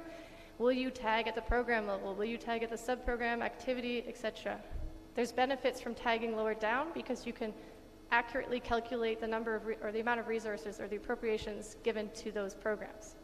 Oftentimes, gender equality programs are subcomponents, so that's a specific subcomponent element. If you're going to actually calculate the amount spent, you need to get to a lower level. This brings us to the next point, which is whether your classification system in your PFM allows for this. So, do you have an integrated financial management information system? If you do, at which level does it go to? Will you include it in your chart of accounts? Many countries do. Some countries don't touch their chart of accounts. Like in Canada, we would never. But many countries do. Or do you take a more manual approach, which is exactly what we would recommend when you're starting out? Just use an Excel spreadsheet and start doing this tagging exercise to see if it works. Of course, you can't discuss this without institutional roles, so who does the tagging and who quality controls the tagging. So similar to a gender impact assessment, in gender budgeting, generally the line department would do their tagging. So there would be a budget call circular. It would ask the departments to tag activities that are advancing a priority. They would discuss amongst program managers, policy analysts, and they would do all of their tagging and submit it to the National Treasury. Who quality controls this? The National Treasury. Support from Department of Gender, if possible, but if it's going to go into your budget system, you're going to need to be involved. And lastly, the last element is the integration into the budget cycle, which I just discussed. A budget call circular that Sharmista referenced earlier could ask line departments to submit tagged proposals, and you can publish these in a gender budget statement, which would go to Parliament and start that conversation that's necessary on what's the government actually doing for gender equality, and that can continue over time. All right, so I'll just briefly discuss a couple of country examples with tagging. So the first one is Ecuador. Ecuador introduced gender tagging or gender expenditure tagging as a result of a budget law that came in. So to the question yesterday about whether laws help, they certainly do help in initiating this process.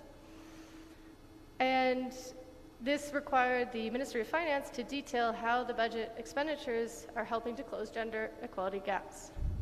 So to do this, they needed to identify in their budget what they're doing to close these gaps. So this initial approach that Ecuador took was to add a category for gender equality as an independent spending function in the budgetary functional catalog. So for those of you not familiar, it's the COFOG, and it includes things like economic affairs, health, defense, or gender equality. So they added it on as another category. So if you had a drop-down menu, you would have health, education, gender equality. You'd have to pick one. What is the problem? Ecuador ran into a really big issue with this approach. What is the problem with this approach? Anyone want to take a guess?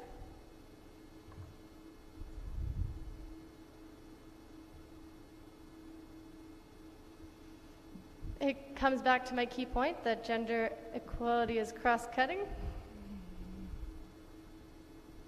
Nobody, you guys are gone quiet. Okay, because we're all excited for lunch. So the issue here is gender equality is cross-cutting. I gave you the answer. Departments had to then, they did this exercise, and departments had to choose between health or gender equality, economic affairs or gender equality, not and, which we know gender equality is in all of these departments. So the Ministry of Finance revised this tagging tool to be independent of the functional catalog. They classified expenditures with a functional category, so education, health, your traditional ones, and separately as promoting gender equality. So this was a separate budget classifier, an 8-digit code, and they integrated it into their financial management information system. Now, Iceland's approach to tagging is really a byproduct of gender impact assessments. So we saw from the gender impact assessment session that you can have a kind of a final determination on expected impacts for gender equality. So is the program promoting gender equality? Is it maintaining a status quo, which is what I keep saying is you're perpetuating inequality. You're not changing anything. Or is it increasing a gender inequality? And Iceland does this as the final determination of their impact assessment, and they do it through a manual Excel tool. So it's not an IFMIS, it's very much manual, easy to do. All right, Canada, we identify and link actions to specific gender equality goals, which is the tagging. And again, this is manually done in Canada. We don't integrate it into an IFMIS necessarily. It's done through an Excel database. And this helps budget prioritization and decision making. So in Canada, we have 6 gender equality goals. One of them is on this screen. It's economic participation and prosperity. We have key objectives and indicators for measuring success to that goal.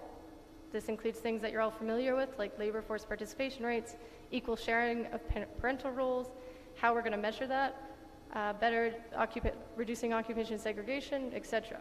And then after that, we have actions that we've funded through the budget in the past that are working to advance this goal.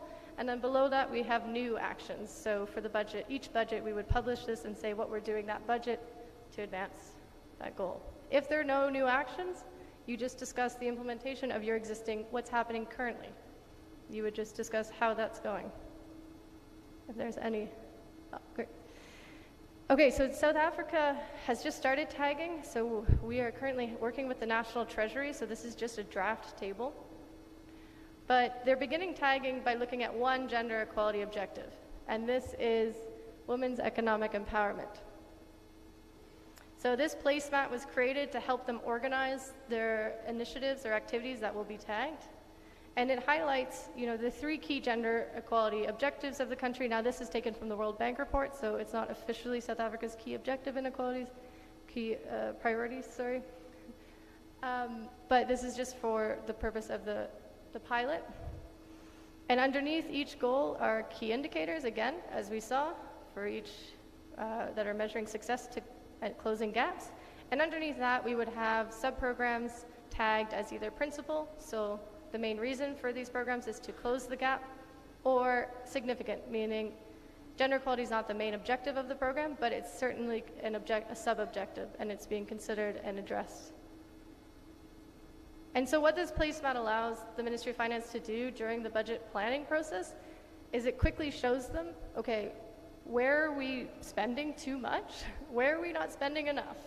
Are the programs working in these areas? You can follow up with departments for outcomes and evaluations on how these programs are doing. Should we adjust any of these programs? Are they ineffective? It's a stock take, ultimately. And the last example is Austria. So Austria started gender tagging in 2022, focusing on spending for gender-based violence or prevention. And then in 2023, they expanded this to all gender equality objectives. And this process was done off-cycle. So not during the budget planning and development process, it was during budget execution. And this allowed them the time to basically take stock of all the programs. Now, input for their tagging was drawn from their chart of accounts, and they tagged at the lowest level possible at the budget line item. So you can see, if you read German, maybe Monique can translate, the table on the right shows all of the programs that they tagged in 2022. And this ranges from public safety to sports ministries.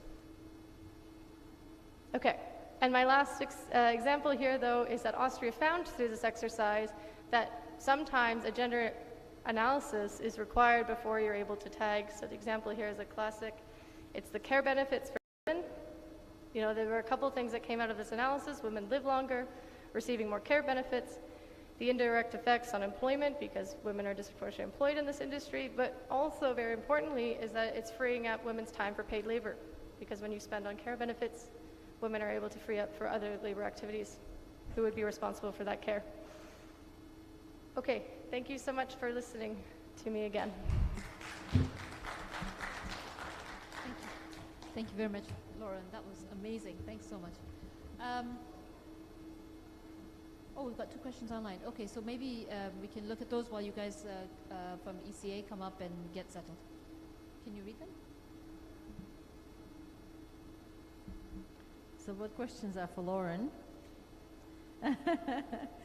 Do you want to open your laptop? Actually, it's there in your email, but I'm happy to read.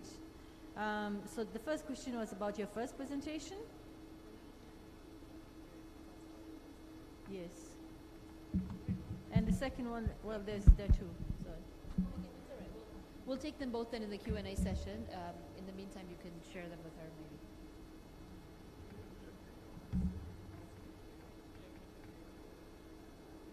So over to you, Gonzaga.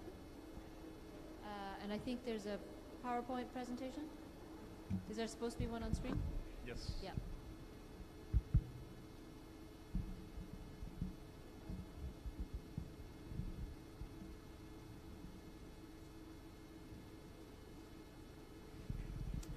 Hello, good afternoon, participants. My name is Gonzaga Ozali. I'm with the Gender Equality and Women's Empowerment section of ECA, United Nations Secondary Commission for Africa. Our presentation will be on costing SDG 5, and we'll be doing it, and then I will be co-presenting. Maybe I should, in terms of outline, we have 6 major items in the presentation. So Edna will make the presentation on financing gender equality and costing SDG 5, just to provide the mandates on financing gender equality and situate costing SDG 5 within the financing gender equality agenda, and then look at some of the data and statistics involved in costing SDG 5, and then I'll take over looking at the work of ECA on costing of SDG 5 and providing the findings, discussion, and recommendations. And now over to you to start the presentation.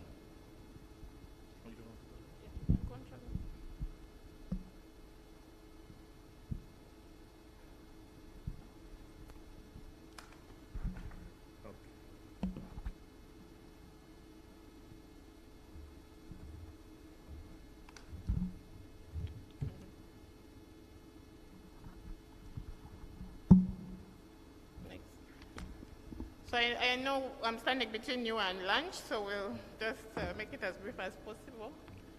And really to say that this is just a reflection on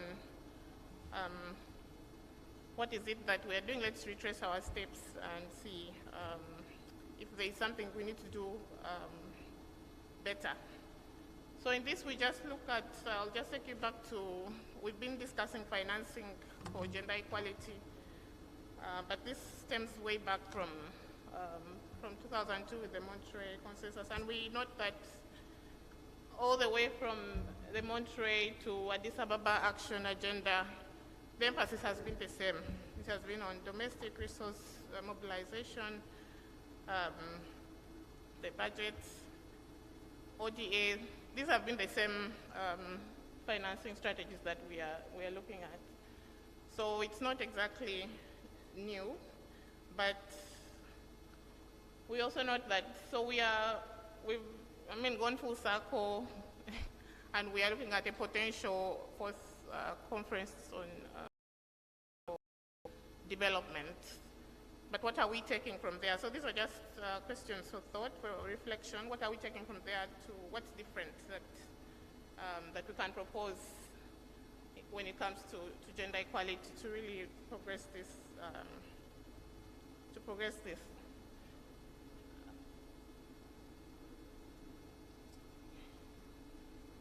And this, again, this has come up in our earlier presentations, how SDG 5C1 is at the center really of financing that call on government to put in place systems and to track allocations to gender equality.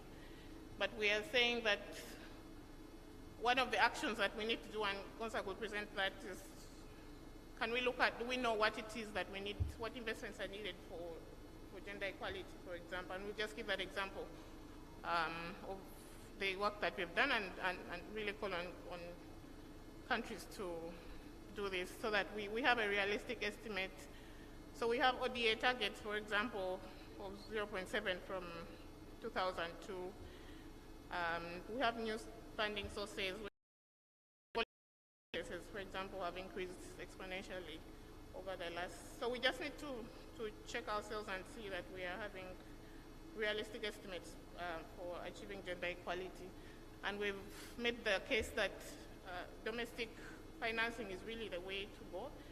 And all these tools that we are putting together is to ensure that we can sustainably fund some of these interventions.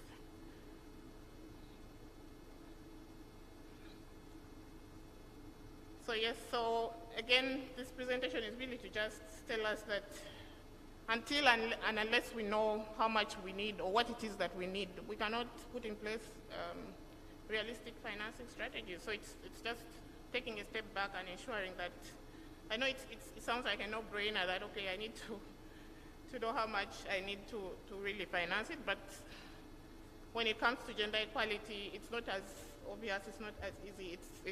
We've outlined all the data challenges that we have. So all this, how do we exactly maneuver through? So,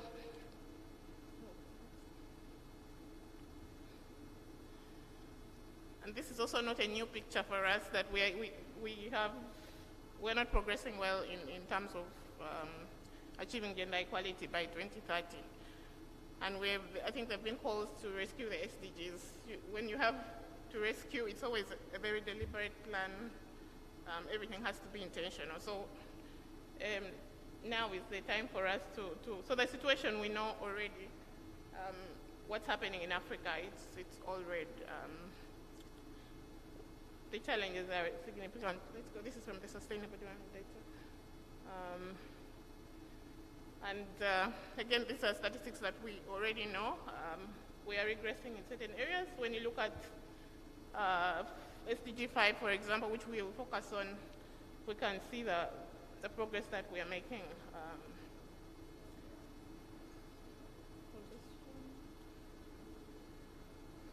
Yes, so these are also progress on particular targets for SDG 5.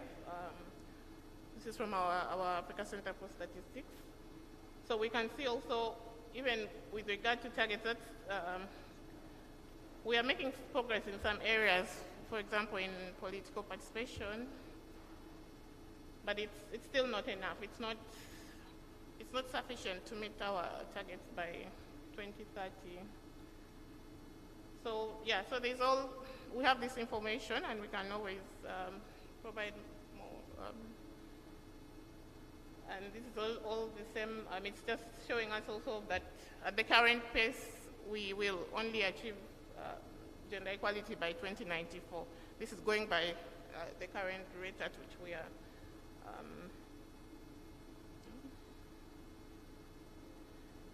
So the second thing that I had really mentioned, for us to effectively cost some of the interventions, we need data for it, and this is a challenge that has already come up in terms of data disaggregation. You can see where we are when it comes to disaggregation. For goal 5, it's really low. And this is just statistics for the sub-Saharan Africa. Yes. So I'll hand over to Gonzag later, but he will also highlight how, no interpretation.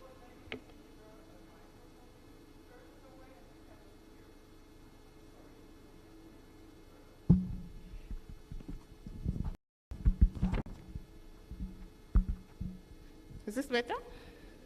Okay.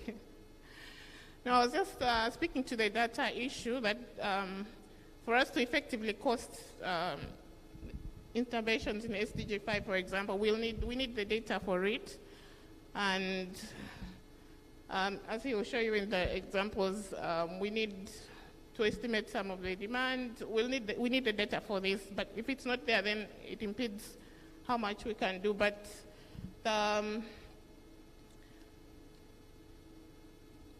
the flip side is we can use what we have, and this is the point that we want to make now, that much as we have challenges, we have limitations in the data, we can still use what we have currently to do this to estimate. And this is the example that we have showed. And we'd also be, of course, happy to hear reflections on how countries have managed to do this. So this also just shows us the data issues. We've made progress since 2000, from 14% to 43%, at least for data availability. But of course, most of the indicators, as you see, do not have sufficient data. But again, the call is for those that have sufficient data, we could effectively use it to inform our work.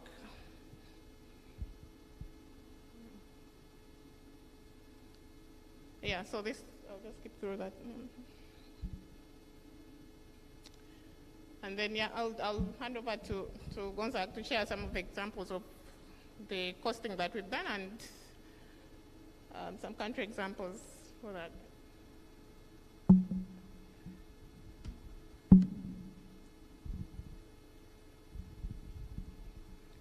Thank you, Edna. So now in this part of the presentation, I will just quickly look at what we have done at SCA in terms of the work on financing of gender equality. And our focus was on costing of SDG 5. So these were the objectives that we set for ourselves. So the objective was mainly to identify some of the areas that we think we should be working on at SCA. And so this was some of the objectives that we set. To determine how African countries are costing SDG 5, and we used a survey questionnaire. We sent a questionnaire to countries, and later on we will ask. It will be very interested to see how many countries, have done costing of SDGs in general, but SDG 5 in particular, because as a result of the questionnaire, some of the answers that we got, was not satisfactory. So it will be interesting to see what countries are doing in terms of costing of SDGs, in particular SDG 5. Second one, identify good practices in costing of SDG 5. And as part of our literature review, we found 3 countries, Benin, Ghana, and Rwanda, who are actually doing costing of SDGs in general, but as we will see later on, Ghana has specifically costed SDG 5. and also demonstrate the costing of SDG 5 itself as part of our empirical analysis. And for the purpose of the analysis, we focused on calculating the cost of achieving SDG 5.6 on sexual and reproductive health. But we also did some work on education also, just to highlight that what's possible, what data is available, so that we can come up with some of the analytical and methodological issues. The expected outcome of this work stream was to support member states in imparting knowledge on costing SDG 5.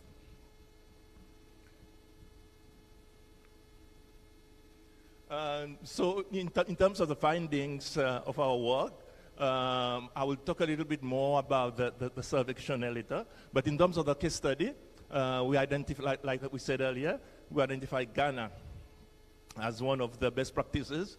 Ghana has costed SDG, all the SDGs. And in addition, Ghana has costed SDG 5.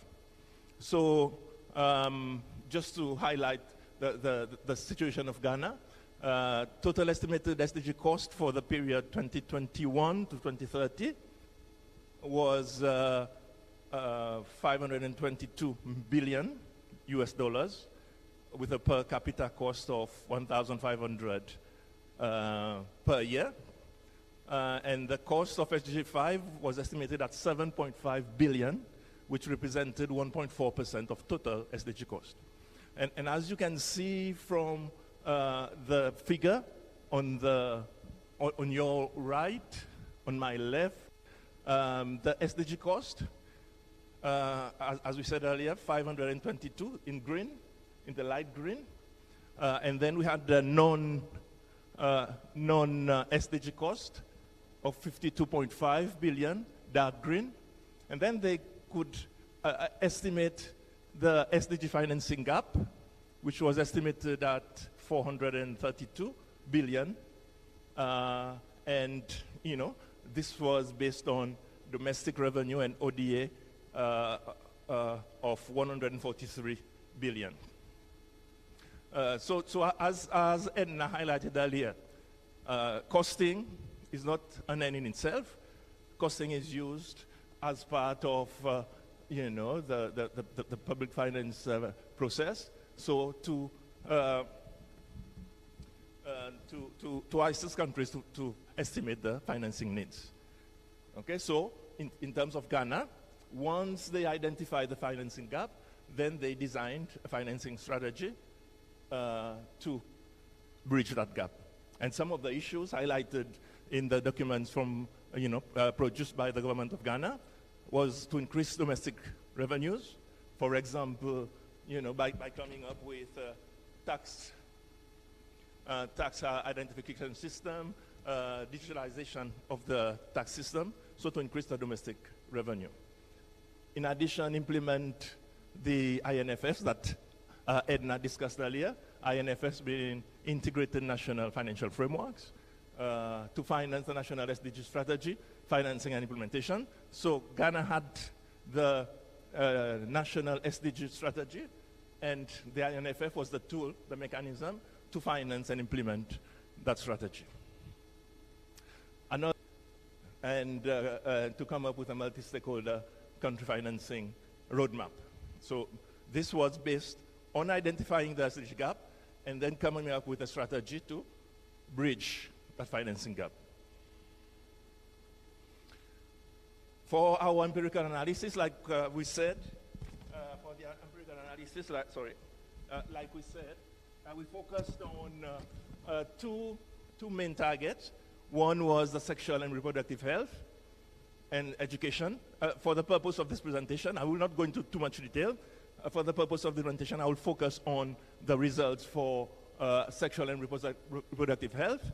So what we did was, you know, family planning, and based on that, we have country markups based on, you know, to estimate the indirect cost, and of course the total cost, direct cost plus indirect cost. Now, in terms of, you know, I'm not going into detail for the simple reason that as part of our literature review, we found that a lot of tools are available already for countries to do the costing. Okay, there's a lot of tools. For example, we have a costing handbook on East Asia, and then for the purpose of sexual and reproductive health, we have a guidebook by UNFPA. So the key issue that we identified was that the tools on some of the key issues, rather than looking at the details of the costing methods.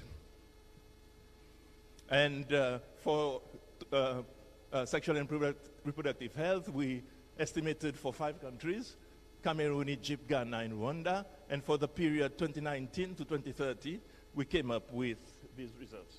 You know, and I will not go into detail, which then can be used by countries to come up with financial strategies.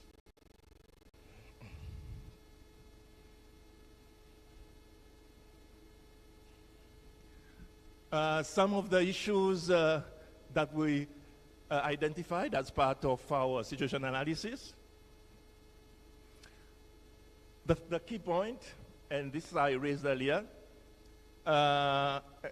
we had a survey questionnaire we sent to countries, but the response rate was very low. Yeah. So, as a result of this, our countries are not costing SDGs, or they are not ready to share the experiences. I think this is an important, because since most countries, according to literature, based on, at the end of last year, 30 countries had INFFs.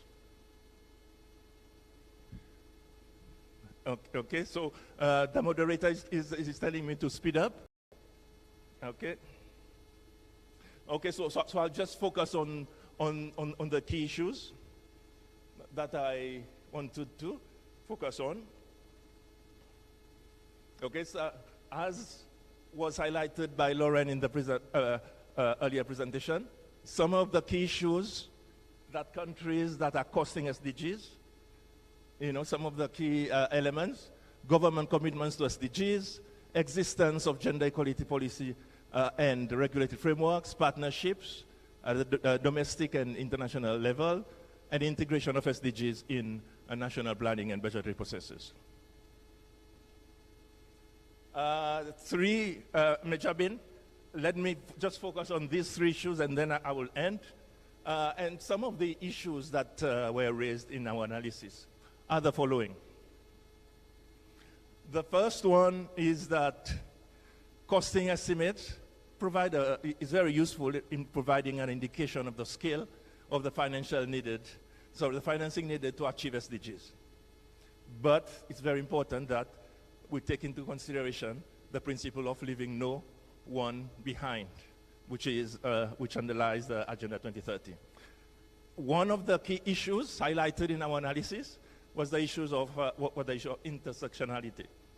Okay, so based on that, we don't, we need data and statistics, not only disaggregated by sex, but disaggregated by age, disability, geographical location, socioeconomic status, and other factors.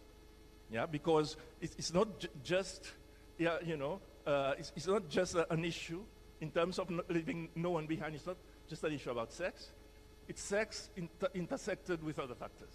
For example, extending services to people in the rural sector, in the rural areas, for females, women in rural areas, is more difficult than extending it in urban settings, and so on and so forth. So we need to take into account these intersecting issues also. The second issue that we realize is that in extending services, there will be higher unit cost to extend these services to the most marginalized people and places, people in the rural areas, people who are poor, and we need to take this into account so that we don't leave no one behind. Another issue that we found out was that we need to take into account of the cost of reaching people affected by future crises.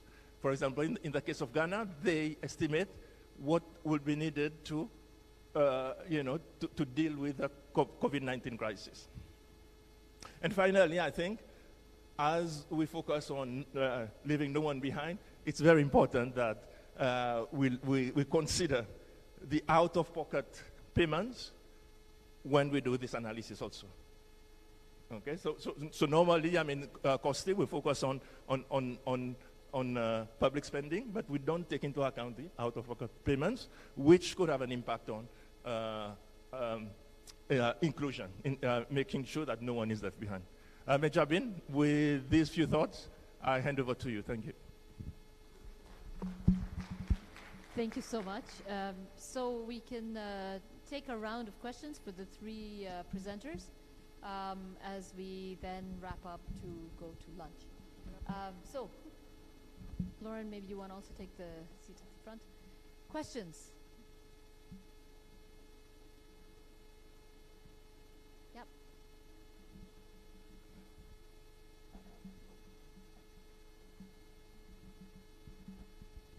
Yeah, thank you very much for the presentations.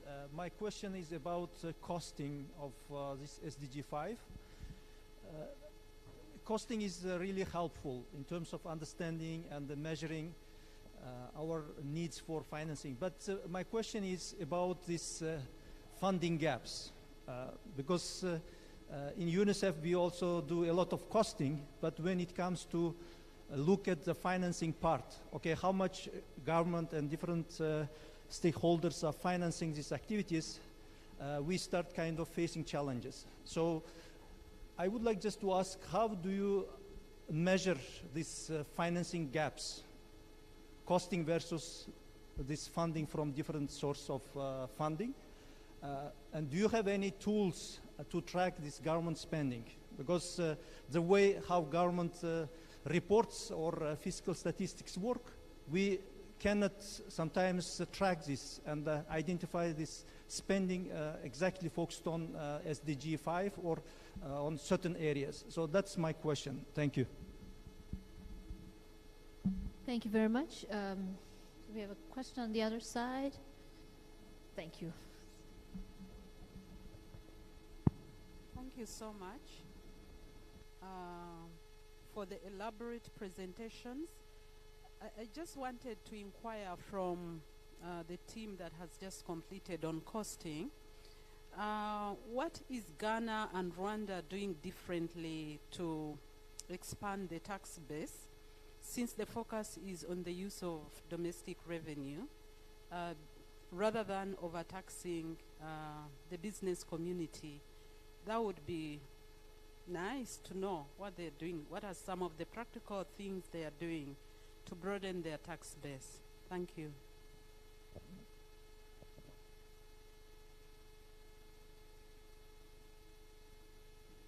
Are there any other questions? There were two questions online, but I don't know if anybody has those, because she stepped out. IT, does anybody have the, okay, but, so we have a question in the back, but if IT can help, there was two questions online. So we need someone, we need access to those so we can see what they are. Oh, is she reading them out? Oh, okay, perfect. Okay, go ahead.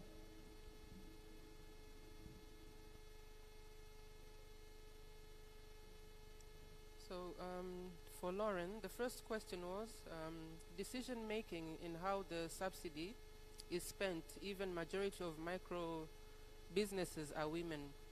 Therefore, need to accompany the subsidy with women empowerment, intervention, and men engagement to promote positive masculinity, including supporting their partners' wives to use the money for the intended purpose. And then the second one... Can you speak a bit louder, please? Or closer to the microphone, maybe?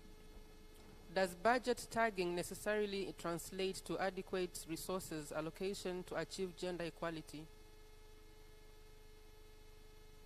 Okay, did you get them both?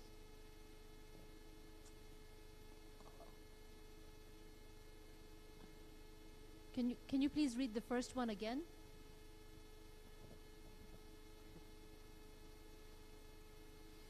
Decision making in how the subsidy is spent, even if majority of micro businesses are women.